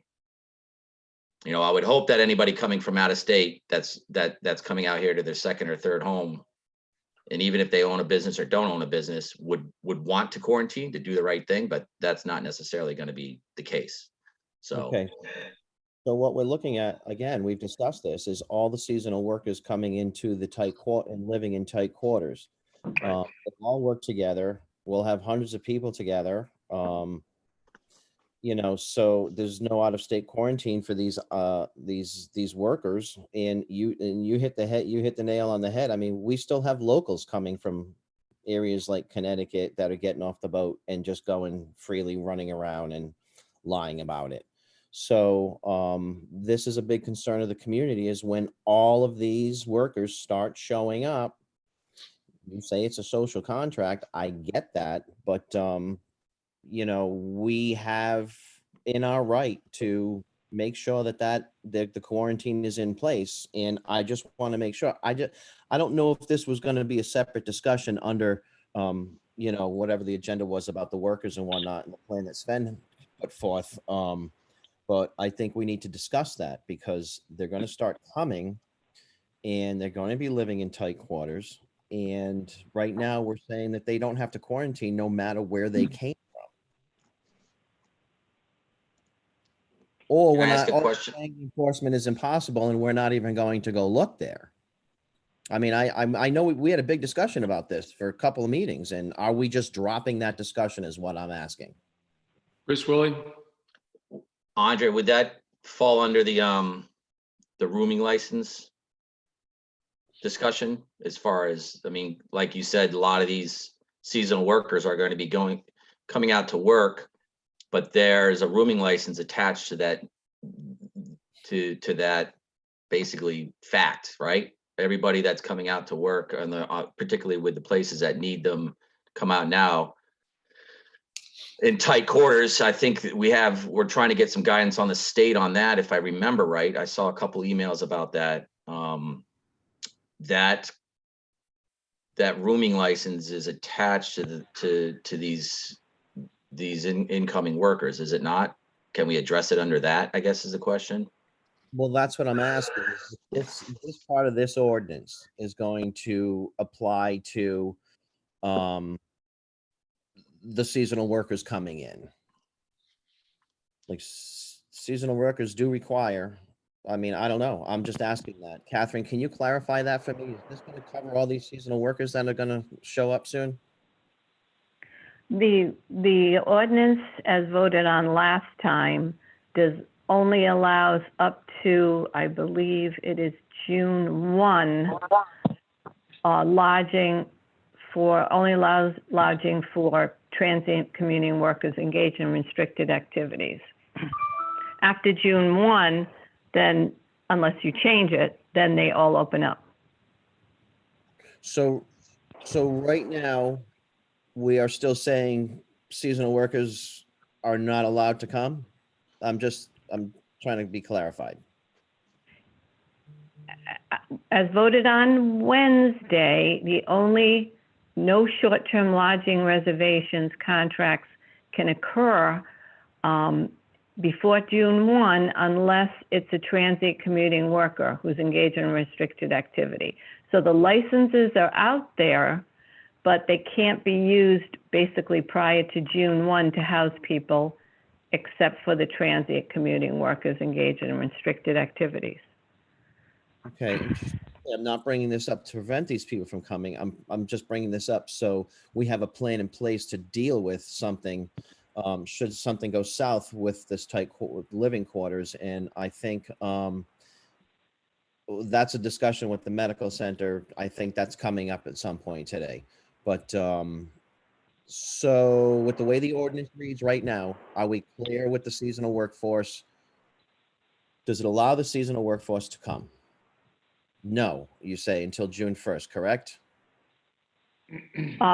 Well, unless they're considered transient commuting workers engaged in restricted activities. I'm asking you, does it?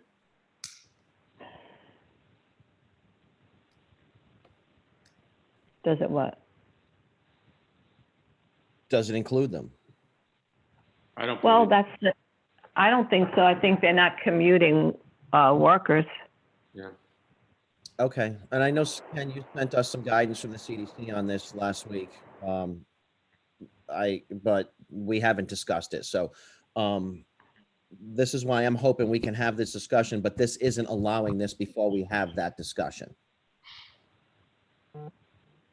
Right? I don't think it does. It doesn't allow it. Okay.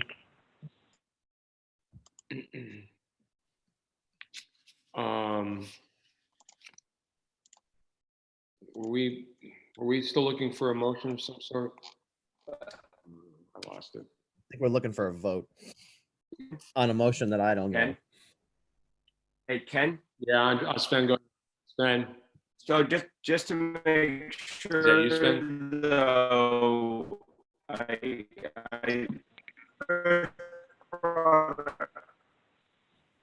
We're losing. Is he breaking up for everybody else or just me? Yes. Can you hear me now? Yeah. Okay, so Chris brought up the housing license, minimum housing. The thing is, there are seasonal workers here now that are living in a rental. I mean, they've sort of been coming, or they're going to be coming. So to Andre's question, I don't know that right now the seasonal workers that are living in their own accommodations or rental accommodations are being stopped. Currently, today, you have to quarantine, but this wouldn't have those people quarantining, depending on where they're coming from. So They'd have to quarantine. They'd have to quarantine if they're not performing restricted activities. And they'd have to quarantine by coming here. If they're coming from Rhode Island, they wouldn't, right? Ken, this is Tom today. Make a comment. Yeah, go ahead, Tom. You're kind of faint, but go ahead. Dr. Walker. Hopefully this is a little bit better. Yep. As I listen to what you're describing, one of the things that you could consider is, because of the difficulty of enforcement and the level of engagement with the community that any of these seasonal workers have, is to consider, rather than trying to enforce their quarantine, to require COVID testing when they come to the island. at least that would establish whether or not somebody is asymptomatically positive, and we could deal with it at that front rather than trying to enforce them on the backside. Just require COVID testing up front, and we could work on other parameters if they're positive. Is that an option that the medical center is prepared to assist with?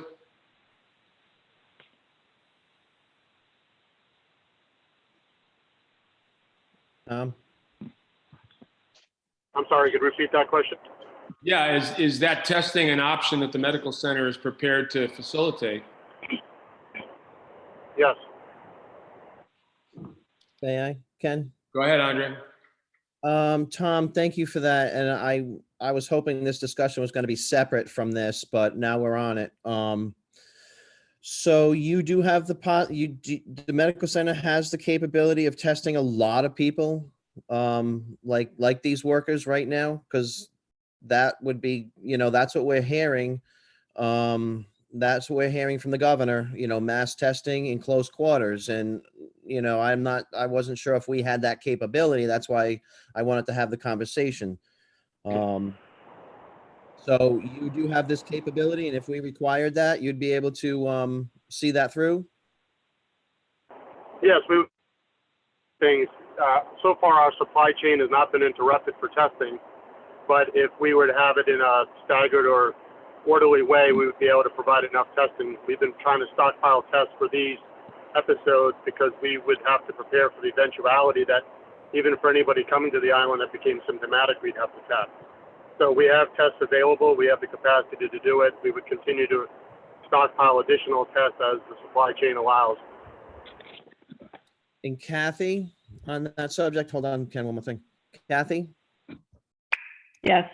Would the town legally be required, would the town be legally in their realm to require the businesses have all their seasonal help tested and, some way of tracking or proving to the town that all their seasonal workers were tested? I could attempt to do that under the emergency provisions of state law. I would like to check that out a little further. Right, okay. I see a meeting on Monday. Okay. I'm done right now on this. Ben, did you have something? Jim? I haven't had an opportunity to talk to Dr. Workup yet, but I think in keeping with what's happening in other communities that have been dealing with buildings with a number of people residing in them, apartment buildings, all the different the kind of buildings people reside in. I think we would also be somewhat similar to the conversation about moped operators. We would be looking for, with the assistance of the medical center, which is to say their guidance and understanding of what the best practices would be. I think we'd be looking for the operators of businesses who are intending to bring workers out to have a plan for circumstances that arise, isolation if it applies, transportation if it applies, and our EMA would work, and we have a plan for that. But we're moving into a period where we want to plan. We want to prevent to every extent possible, but then we also want a rational plan for cases as they arise, so that we constrain, as we're trying to do on a national level, constrain spread in given circumstances. You'd have to retest, not just once, but essentially retest at times. And, as we know, that the governor's trying to get to 20,000 tests a day. That's 600,000 tests a month. That's almost 2/3 of the people who live in the state. So that's where we're headed over the next few months. And I think it's kind of devise a plan for each of these kinds of businesses. But the congregate housing is among the most challenging, it seems to me, and it's on the kind of the top of the list of that planning. Thanks. Dr. Workup, what's the time frame in terms of getting results of these? I mean, if we have seasonal workers show up, you get 5 workers show up or 4 workers show up and they want to get tested, so they get indication of what the results are.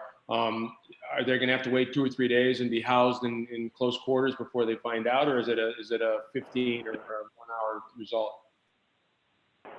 That would be a limitation of the tests as they currently are. So what my plan would be is that just as if they would have to quarantine if they're not practicing essential duties, we would have the test back usually within 72 hours, possibly 4 days, but then at least gives us a much faster piece of data to make some decisions rather than trying to enforce a quarantine order when they're socially interacting with themselves and other individuals. Now that's where our trace contacting comes in, because if one of those 4 seasonal workers test positive, then obviously we already have pending tests with the others, and that's where Mr. Kern is absolutely right. We'd have to retest the other exposures at a certain appropriate time, and or at that point consider doing antibody testing to see if they've already been exposed at a previous point before coming to the island. There's a variety of options you have available to you for sure. Yeah, Andre, go ahead. Obviously, this just dovetailed into what I think should be scheduled on another meeting. I don't know if anybody else on the council would agree, but maybe we could schedule a meeting on Monday to just have a discussion with the medical center about, you know, the rules if somebody's been found to have been sick, what's going to happen there. I mean, this is all obviously news to me actually about this, being able to test. So I think we could really have a robust discussion about this. That'd be really important to the community. And I'm not sure we want to do this right now. But I would leave that, up to the council. I would favor having this discussion on Monday, strictly as a topic of talking with the medical center and advising the public as to what the plan is in case there's an outbreak, or with the seasonal workers with testing. Well, we can only have that discussion on Monday if we do it as an emergency meeting. We have to have 48 hours notice otherwise. So, Chris, Willie? I agree with Andre as far as the timing. I'm not, if we have 48 hours and 48 hours, but this is, again, news to me. I think, allow Dr. Workup to get on the island and grasp the scope of what this entails, and then at a future meeting, discuss that specifically. I think it's a great idea if it's doable and at the scope that, that's needed, because some of these establishments have quite a few transient workers. So yeah, certainly understood. Well, I mean, if we're talking about 2,000 people, no one has that capacity, not even a hospital. But if we're talking 5, 10, 15, 20, 30, 40 people over the course of several days, we can manage flow with appointments. We can come up with separate ways of doing mass testing, but that's why we have been stockpiling tests, and that testing availability has been there for quite some time, just not on a mass scale, but at 20, 30 at a clip, we could definitely manage that flow. okay. Yeah, but my only problem with that is once they're here, that the cat is out of the cat's out of the bag or whatever. I mean, and to wait for multiple days, then if they are positive when they arrive on the island, then they're already spreading. The possibilities there that they're already spreading the virus. So I think it might give us a false sense of security. I mean, it may be useful along the line, but Willie, go ahead. Well, this goes back to what was said earlier is, again, these businesses have a lot more to lose, right? That when they bring these workers over. And if we're asking again for cooperation with a lot of our community and a lot of our businesses, and it takes a level of responsibility, not governance, but a level of responsibility from everyone. And if they have workers coming over and this is a service that is available, I think it is a small concession to ask that they quarantine their workers. A lot of businesses have already said to us that they are going to do it regardless, okay? Because they know what they have, they have a lot at stake. It's already going to be a short summer, let's say. It's going to be a tough summer for a lot of these entities. They don't need a positive case from one of their employees to shut them down. That would be devastating. So we're talking about transient workers coming in to work at these establishments, And I think they will work with us if we ask them to, especially if this is a service that's available. I look at this as a plus. And again, that could be a discussion we have Monday, Tuesday, early next week, and strategize with this. In the meantime, though, the businesses that are listening to us, I think, hear what's being said. So I think it's a good thing. Okay. And Ken, could I make a suggestion? Chief Carlone, go ahead. Yeah, what I was thinking when this first started is, and the businesses are for this, why can't we try to get them tested on the mainland? This way here, if somebody has it, they can be treated and hospitalized there rather than our medical center trying to deal with it. On their way in, I think it would make an abundance of sense to have them tested there cooperatively, not by any laws or anything like that. I think our businesses are all for that approach if we can facilitate it. Okay. Andre? Can we just have this discussion another day before we start going? I mean, we got all these things. Yeah. We should separate. We should have a meeting that just discusses this and this alone. Okay. I mean, we're working on our Something- ordinance right now. We're working on our ordinance right now, and we're going down a rabbit hole, I think, that is going to be extensive. So that's my opinion. I'll leave it up to the rest of you guys. Can we Okay. just continue this meeting until Monday? Martha, go ahead. I was asking if we could just continue this meeting until Monday. Will we have more information by then, or is that too soon? I think our ordinance expires Friday. Today. No, I'm talking about, no, I'm talking about the specific thing you're asking about, not about the ordinance. Because what you're talking about is outside of the ordinance we're working on, or would be in addition to, or whatever. Getting back to the ordinances should be objective here. If you want to have the further discussion, I think we can still do it under the broad emergency. If we continue our meeting, is Monday too soon, is my question. Do we have enough information? I'm good for Monday. Ken? Ben, go ahead. If we need to make a motion, I think Tuesday or Wednesday is appropriate. That'll give Dr. Warkup a little bit of time to get his feet in, understand scope and scale. I know Linda and everybody can tell him about the numbers of people coming in, and then we have time. The difference between Monday and Wednesday, I think, will allow the medical center to be fully informed. Also, Julie Fuller met with many of the large businesses already this morning. That was at 10. We can reach out to them. I know everybody wants to do the right thing, so we can put the plan together, and Julie can reach back out to them about testing, and Dr. Warkup can do it. So I motion that we do it Tuesday or Wednesday to have a more productive meeting. But I'd say Wednesday is preferable, personally. You gotta have a date certain there.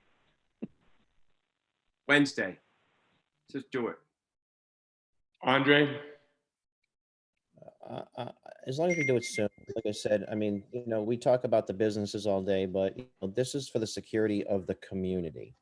So, we've been talking about the businesses, and I know that's been on the topics, because he's wanting to get open and stuff. But, I think we can't lose sight of the fact that our year-round community is worried about this.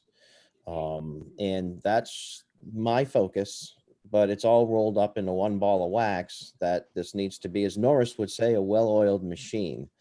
So let's get through this ordinance right now. And then Tuesday or Wednesday is fine with me to have a specific discussion about that. Okay. So getting back to the ordinance that we were talking about,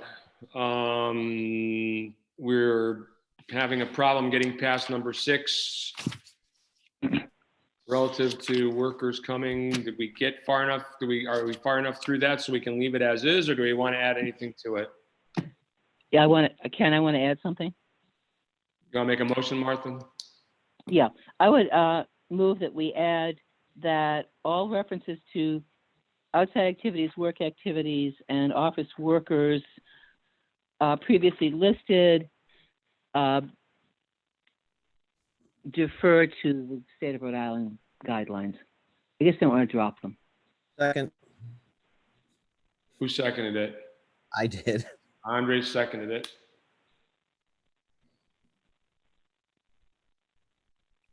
Molly, do you have that? I do. Thank you. All right. Any discussion? I have a question. Who has a question? Kathy? Yes, we don't have an ordinance that previously referenced office workers. She just, I think, okay, Martha, you take care of that. Okay, I guess this was in the draft then. Was this only in the draft? Correct. Well, I guess we can just say outside activities, general work activities and office workers. And somehow we just can't drop these completely and leave them in total limbo. And if we list that as broad brush and put it under the state of Rhode Island regulations, then I guess we just have to say outside activities, work activities, and office workers or any other. I don't know how to put it. I don't know what legally we need to say. I'm not the lawyer, but do you understand what I'm trying to get at here? Which is the same thing I've been saying from the get-go. I don't. We're talking about the people who work here. I'm not focusing on transient. I'm not focusing on businesses opening. I'm talking about the work activities that are listed here, and they have to somehow be noticed. And just under the state guidelines is all we need. Chris Willie? Maybe you could just reference the lack of a shelter-in-place order that goes into effect. You know, the shelter-in-place order expires. That opens up everything. Can you reference that maybe? Because this is a level of like people that work here. I mean, the fact that we have to tell them that it's okay now, like reference the state is lifting the shelter in place effective, I guess it's midnight tonight, if I'm correct.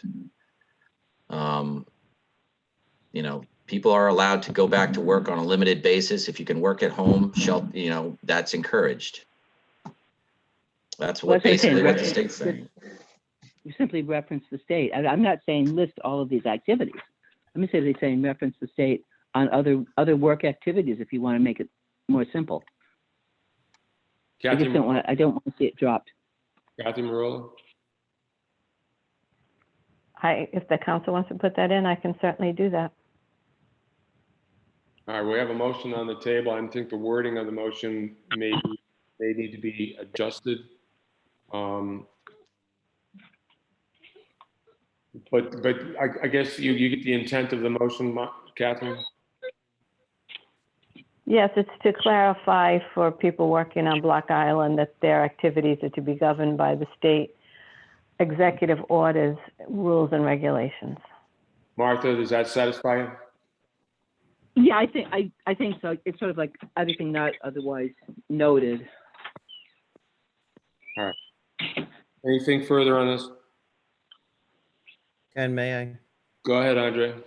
I think Martha's just, I get what Martha's trying to do, and I agree with it 100%. She's trying to clarify it, so when people read this, it doesn't, you know, it's our ordinance, but it's also the state's ordinance, and it's, I get it, it should be referenced. So I just want to say I appreciate that, and I agree.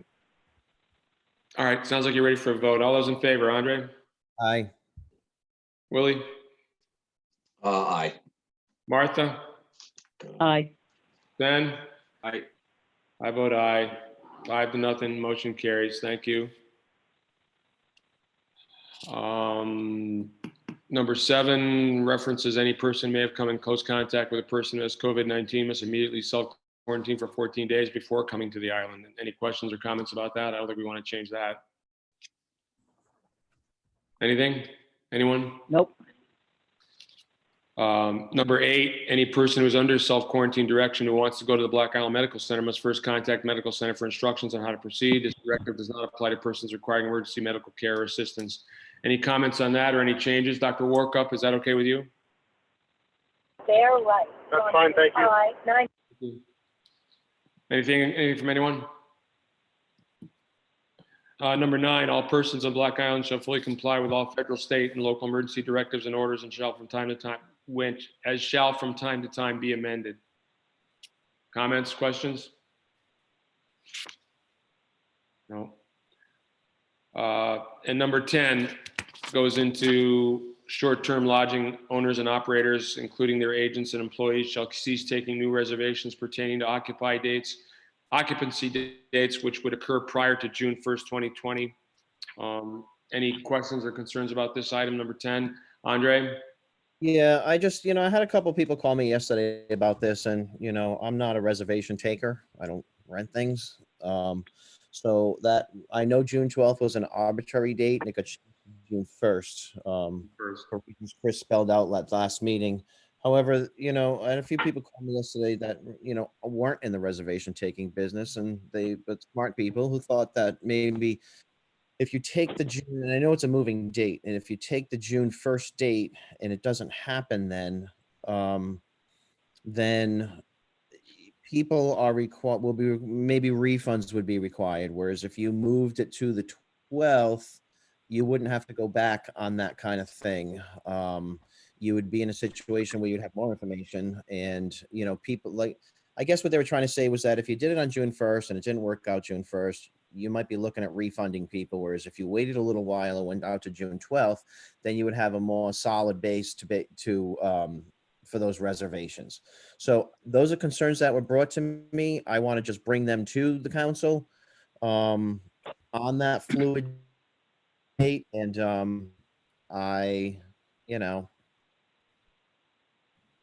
that's that. I mean, I know it was set the 12th and it went down to the 1st. We can leave it at the 1st, but I just want to say that there was some concerns that, from people. Okay. All right, Andre, thank you. Christopher Rowley? Andre, was that specific to house rentals, though?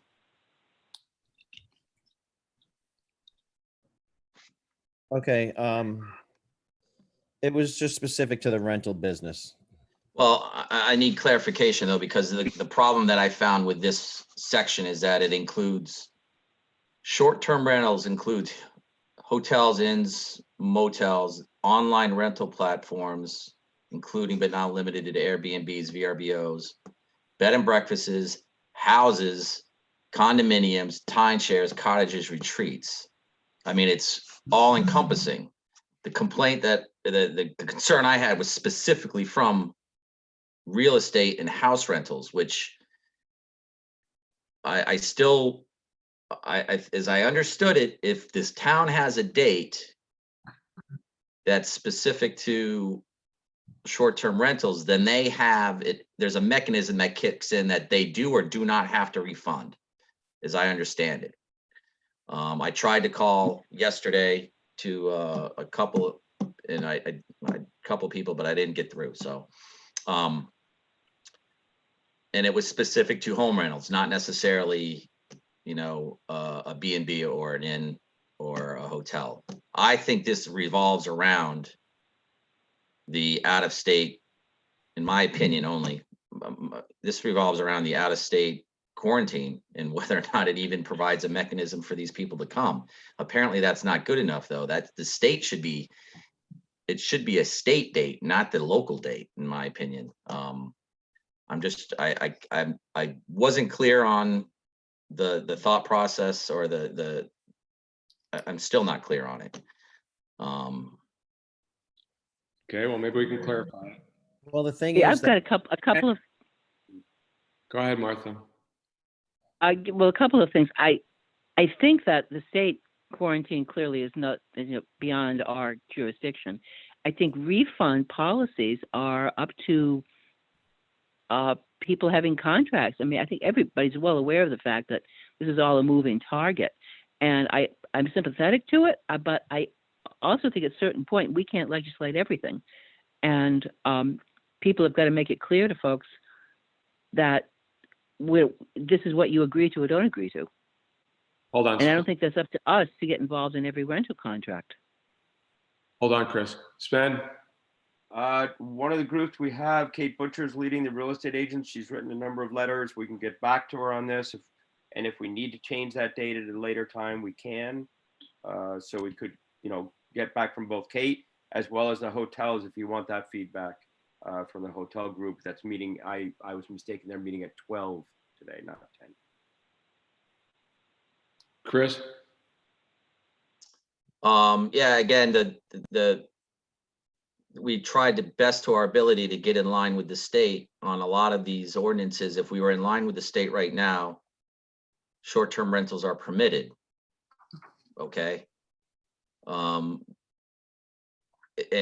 the question out there is, yes, they're permitted. And I would think the majority of people coming to Block Island are from out of state. Well, there's an out-of-state quarantine in place right now. So why would you want to take, if I was renting a home from Connecticut and the out-of-state quarantine is, I think the early indication, she said that may be lifted at the end of May. If that happens, then, and you're coming from Connecticut, then you're coming the first week of June, then you can come. You can still come if the quarantine's in place, but you have to quarantine. So the question is, why would you come? So if I'm still unclear why the town date, I mean, the town date's going to revolve around what the state does. And if hypothetically out of state traffic was lifted May 22nd, which I thought was a date that was just a possible date, and this is in effect to June 12th, we're going to be back changing that date because everybody's going to want to rent right after May 22nd. And the opposite's going to go if this wasn't lifted until, June 6th. Then we're going to have to keep it in effect till June 6th. I mean, it's a moving target, and I don't think we can regulate every single or accommodate every single scenario. I mean, for all intents and purposes, I would like to see short-term rentals not happen till after Memorial Day, because that's when I think things are going to be much clearer. And it's an enforcement thing. Like, I'm sure there's reservations right now for Memorial Day, and people are probably going to come, and I don't know what we're going to do, but again, it goes to a level of responsibility and cooperation with that, those businesses, and let's try to delay it as long as we can. So I don't know I'm still unclear what the date, June 1st, it's going to be a moving target. We're going to change it again. I believe that next was week. put in there because you were talking in our previous discussions about getting on the other side of Memorial Day. So I think that's why June 1st was Right. put in. So it sounds Well, like getting on the other side of Memorial Day, but also not getting late into June, because we can move it up if we have to. right. So it sounds like you'd support the item as it's drafted on number 10 at the moment. I do. I'm still unclear of why it was, an issue with some of the reservation takers. That's all. And I'm not in that business. And Sven said he could probably get a little more information for us. So, but as it stands right now, for the purposes of today, I think we should move on, because it sounds like we're meeting on Tuesday anyway. Sven, go ahead. I was going to say, I'll get feedback from both groups and have those people send them to the council. Okay, but what about right now with this ordinance that we're talking about, number 10? We're talking about moving it right now? I'd stick with June 1st, like Chris. It's going to be moving, so let's. Okay. Any further discussion or questions on that? Nope. Andre? I'm all good. Like I said, that was the concern I wanted to bring up that I got calls on yesterday. All right. I don't support either one, either way. Like I said, the public was asking.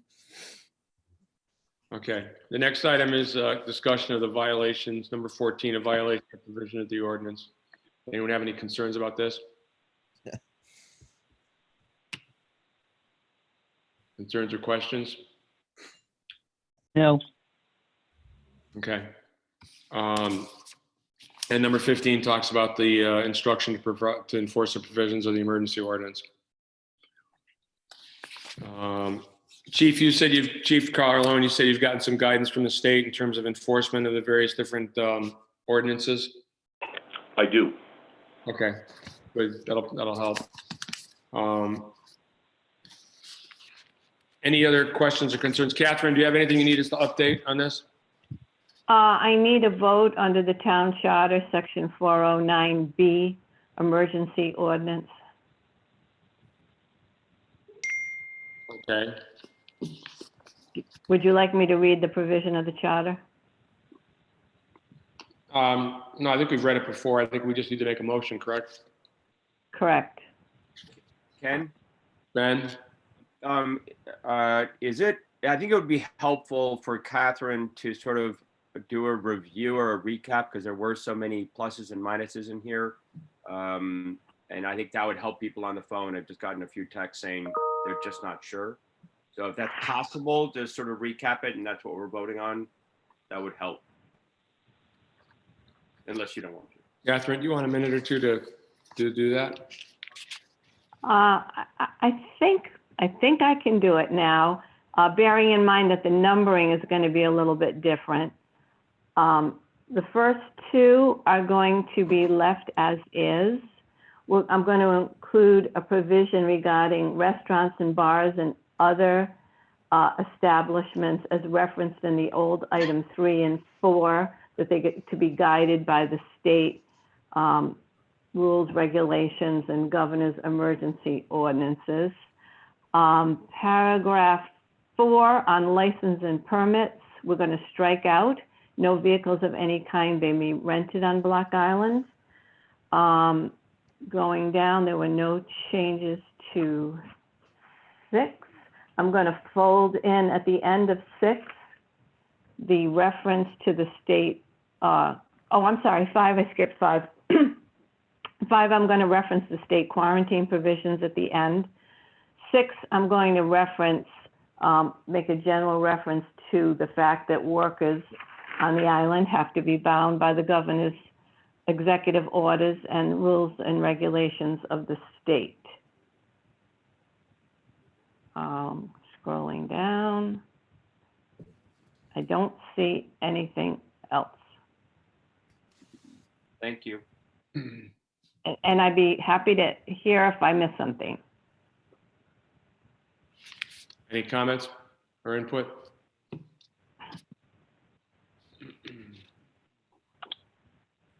Okay. I think we're set.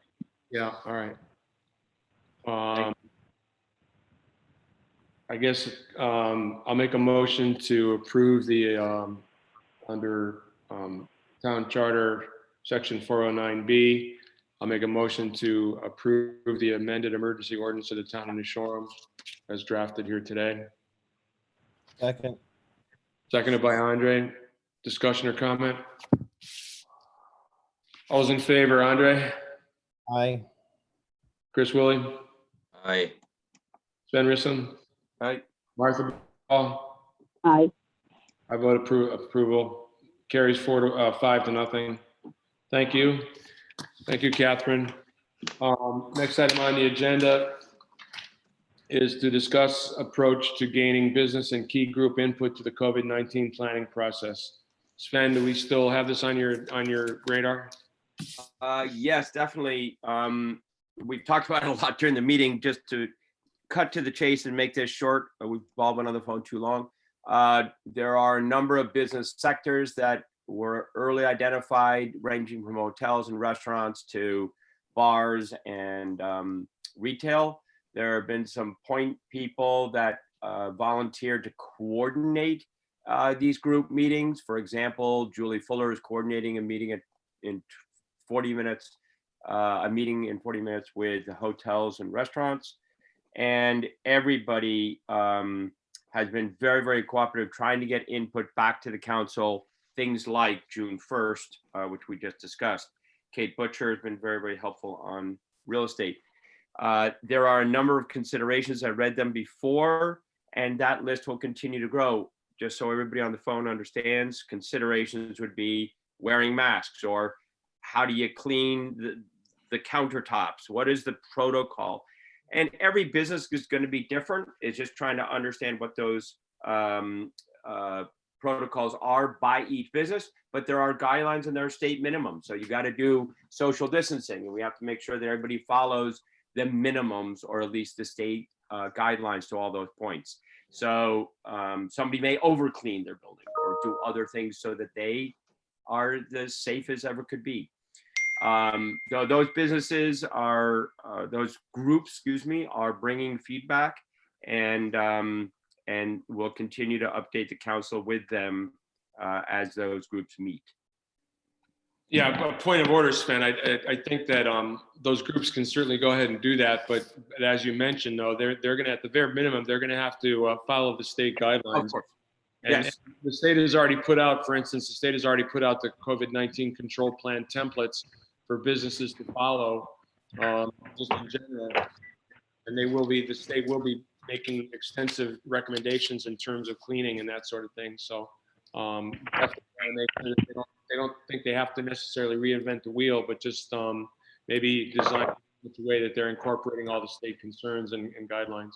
And then things like bulk buying. You know, I know they're trying to figure out about bulk buying on masks or on hand sanitizers, things of that nature.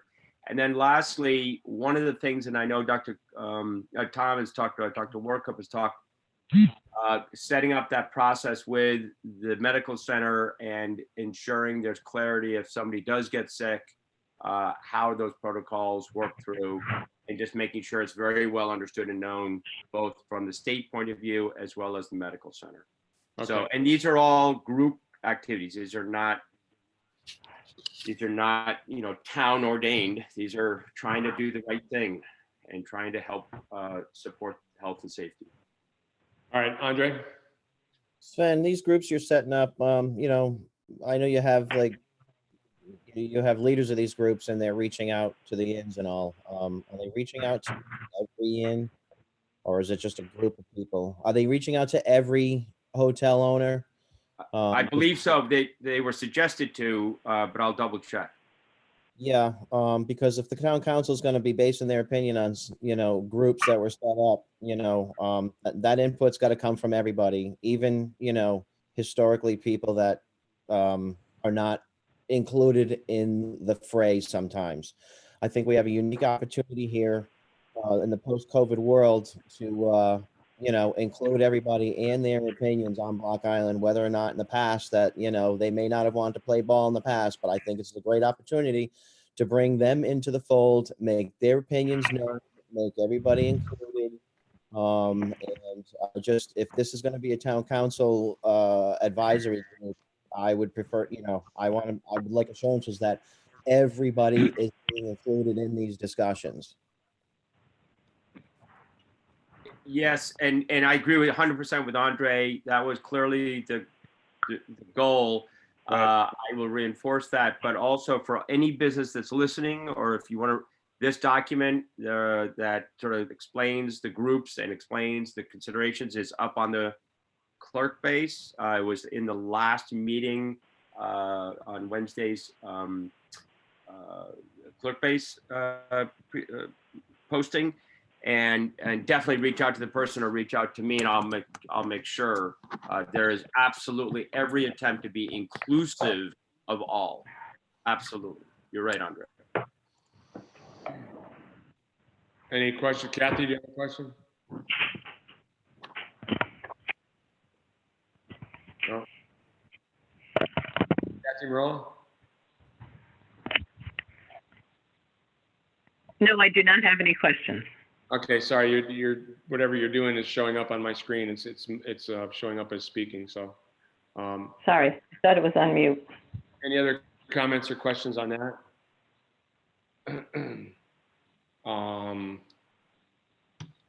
Thank you, Sven. Okay, the next item on the agenda is called the next steps of COVID-19 health, safety, welfare, and management by the town of New Shoreham. I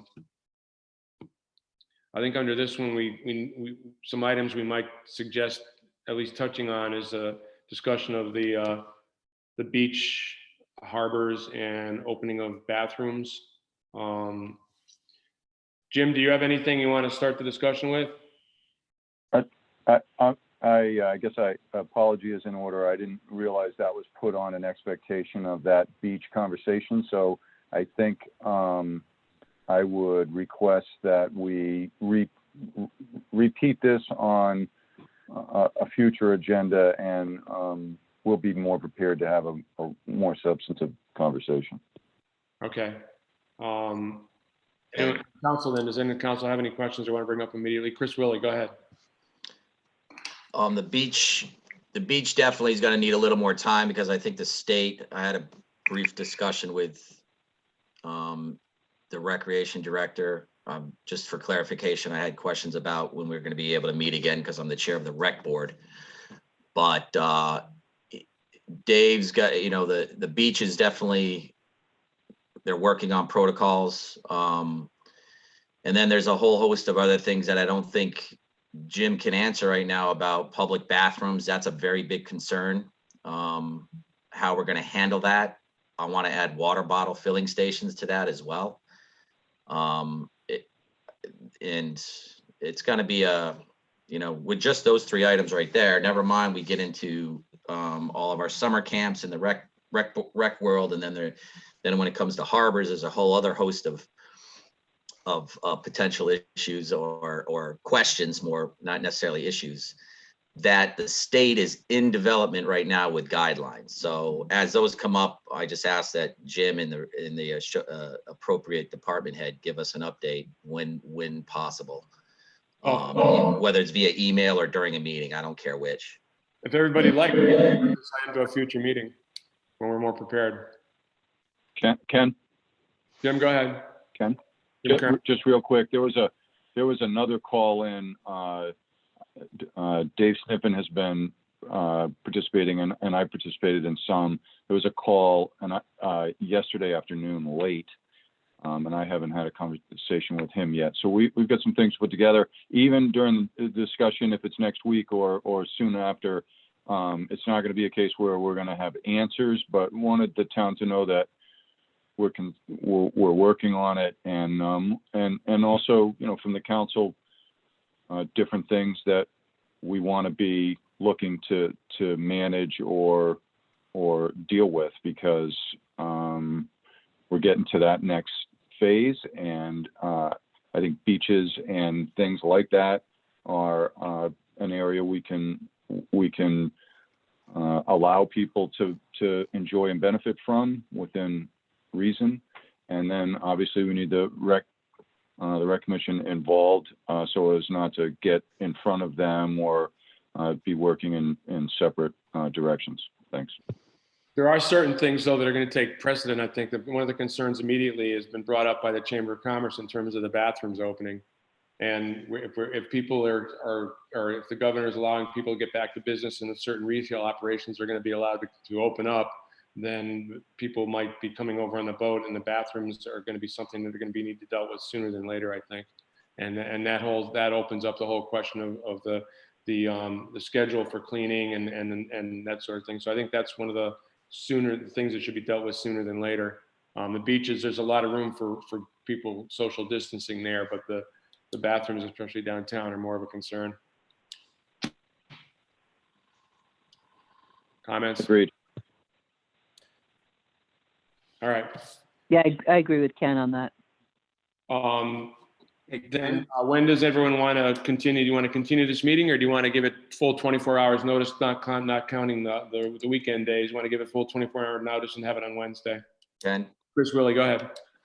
The last agenda had Jim, I thought we were going to get an update on continuing town meetings and an update on that. I thought that was on the last agenda. We never got to it. Am I wrong? Yeah, that's a point. That was a point. No, you're right. Okay. Yeah. I believe we go with the state. I'm ready. Sorry, go ahead. Go ahead, Jim.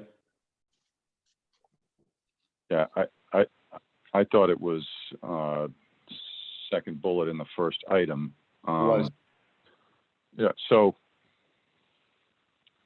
So as it relates to starting what were referred to as non-essential meetings, that's going to require, there may be, I'm jumping ahead a little bit, but there may be some opportunity. And these are also guidelines that are still being developed by the state as it relates to the changes that that the governor has made. If you get to 10 people in a room, it may be somewhat like the town council was operating under, whatever it was, 6 weeks ago, where the governing body is in the room, other people aren't. So we may get to that at some point within the next week, couple weeks to a month. But in the meantime, we would be looking to operate other groups pretty much the same,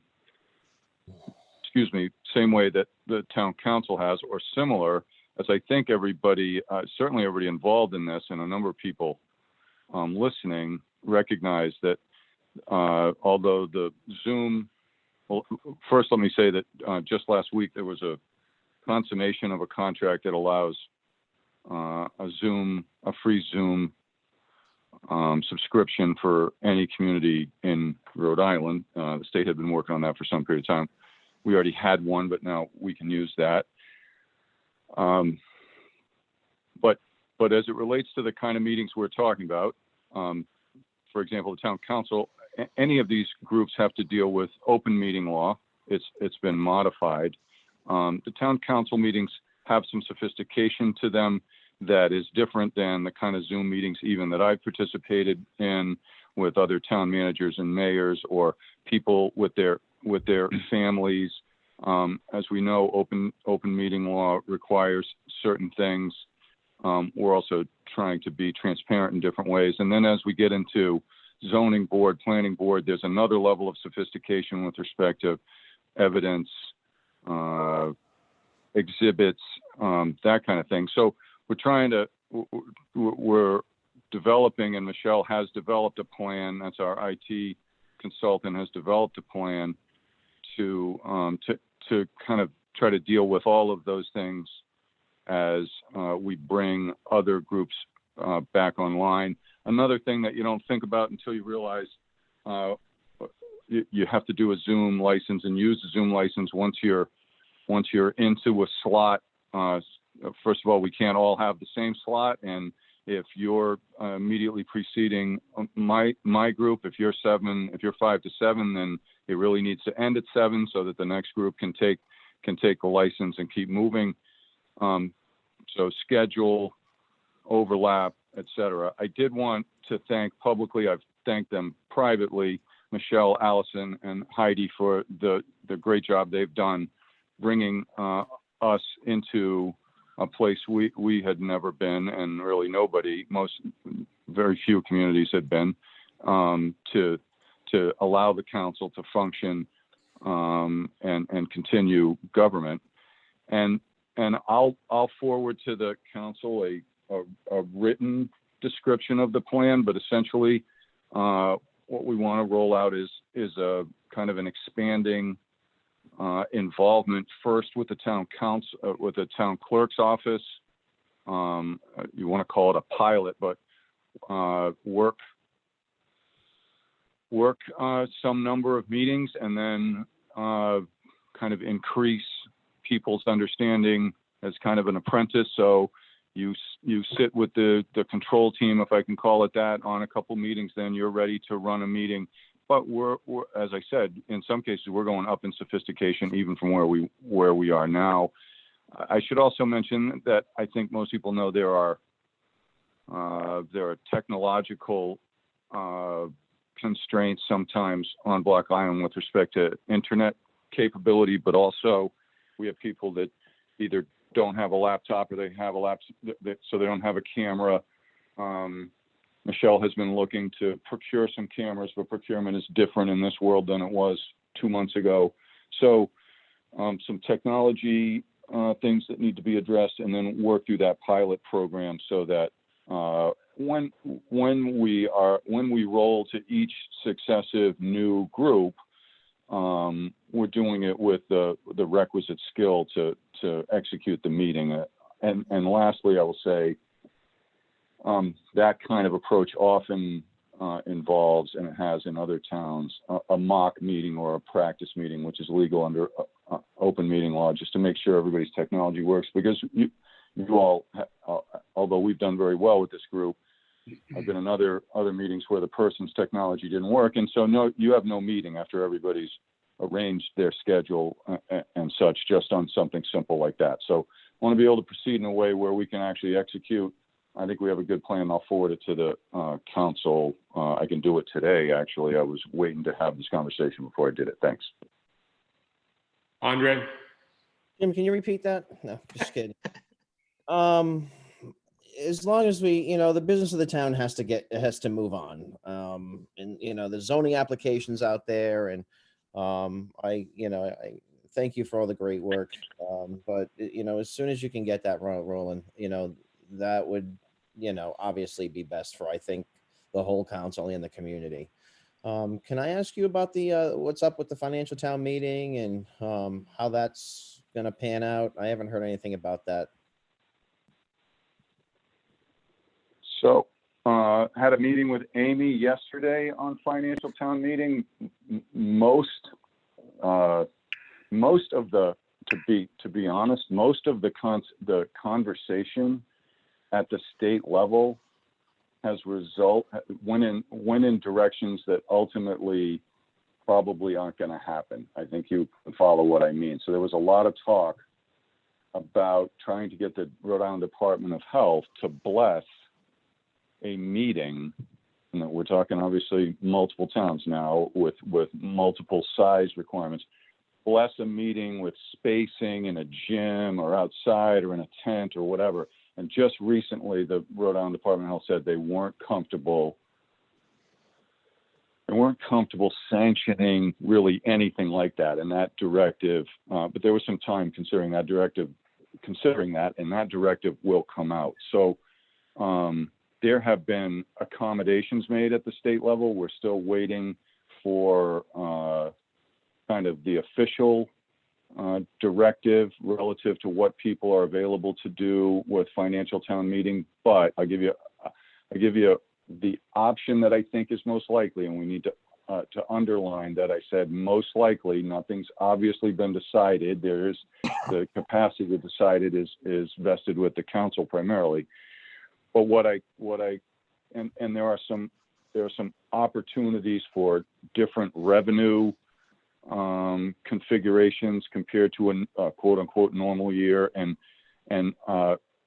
Amy and I have discussed her being present for a future meeting to go over some of the options. And she's also putting together a kind of a written list of options. But one of the ways we think it might work is that the town council is empowered by statute to put together and vote on a conditional budget that might go for 3 months, and then hopefully we could put together a financial town meeting in the fall that ratifies the vote of the council. I will tell you that I think there are going to be options that eliminate financial town meeting for this year. So you operate like some towns do, where the town council has the authority to authorize the budget. I don't think that's the way. I don't think that's the way we would prefer to go, based on my understanding of the town and my discussions with Amy. So I think our recommendation is likely to be more in line with what I listed just before this. But those are some of the options. The state is still, they have to, as you know, they have to kind of work out how their budget is going to work. There are some towns that are going ahead with votes because they have the capacity to do it, because, as I said, the authorization is vested in the town council. But we're going to be a little bit more dependent on how the state goes. Thank you. Yeah, what the governor has said too, Jim, if I might interject, is that they're constantly working on it. They have been working on it. They've already eliminated some possibilities of things that are not feasible either by the Constitution or by local town charters. And that one of those options that Jim mentioned was having what they call a fifth quarter. That is to say, having these financial financial year, extend another quarter, another 3 months, as Jim said, to give the state and the towns more time to figure out a way to do a real financial town meeting if they're going to be able to do that. So that's still up in the air at the state level. When we, Mayor, Yeah, go ahead, Andre. maybe we could have Amy on one of these calls with us at one point to, because, I mean, obviously we're all going to start getting busy in the summer. Well, as busy as we think we're going to be, or, not. But, we're all going to get back into our summer jobs. And if we have to start going through budget hearings and whatnot, we as council members need to plan for that. So, the quicker we could have, the financial team in place to have a discussion on this at a meeting in the future, that would make me, kind of happy. All right. That was our plan. We were actually considering last week, but we also want to have enough coherence to the discussion to be meaningful. So we're getting close. Chris Yeah. Willie. Thank you. Chris Willie. The item started off with the Zoom meeting, so we are going to get an update on how that's going to progress today, Jim, as far as a plan. I brought this up 2 meetings ago because I think that was when essential town business was allowed to resume, and I was hoping, and I'm kind of shocked that we weren't ready to hit the ground running. So I do appreciate the work that Heidi and Allison and Michelle have done thus far, but we're behind. I'm flummoxed as to why we aren't ready to hit the ground running when town business was allowed to resume. The fact that we're looking at purchasing cameras because some computers at town hall don't have them, but we're just considering that now. I mean, we're 9 weeks into this. We knew we were going to be doing business this way since week 3 or 4. So I don't, I'm being the Grinch on this, but it's I don't think it's acceptable not to have a plan 3 weeks ago. And I look forward to seeing it, and I hope it's easier than more complicated. And I hope the rest of our town staff are going to be able to do this self-contained instead of relying on consultants. This is happening in other towns. I watched a school committee meeting. I've watched zoning meetings that are already taking place in other towns. They were ready to go. They hit the ground running. I wanted to be in the same position, which is why I brought it up. And this isn't meant to discredit the talent of the people involved, but we're behind the 8 ball right now when it comes to doing town business. As mundane as some of it might seem, we should be able to do that now, and without the necessity for using the same account for everything. So I'll look forward to the report and I'll comment on it then, but that's why I brought it up, and I still have the same sentiment. Ken, can I respond? Go ahead, Jim. All right, there's a serious distinction between the way Block Island approached the period where we closed town hall and virtually every other city or town hall in Rhode Island. Virtually everybody else left people on expected to work. Now they were working from home, and there's been a lot of modifications. We were virtually the only one that I know of that put people home on administrative leave. So it's one of the distinctions between why we were in a different position when we brought people back to work. That's one. Two, when I said there were technological issues, that isn't something that just started 2 or 3 weeks ago. Michelle has been working on that for some period of time, but the lead time for ordering for receiving stuff that you're ordering is many weeks, as opposed to a shorter period of time previous to this. And I don't know what the time period was, but it surprised me when she said ordering cameras was some number of weeks in terms of a delivery time. And under no circumstances would we have expected consultants to be required to do all of these meetings. Completely agree with Chris that we're looking for staff to do it, but we want there wasn't widespread understanding of or use of Zoom, obviously, or Vonage or whatever it is previous to doing this. And we do want people to be conversant enough that, as I said, that the meetings go well, and that's important. So we'll be moving expeditiously in the next some number of weeks so that we can support these committees getting back to work. Thanks. Thank you, Jim. Anything else on this? Anyone?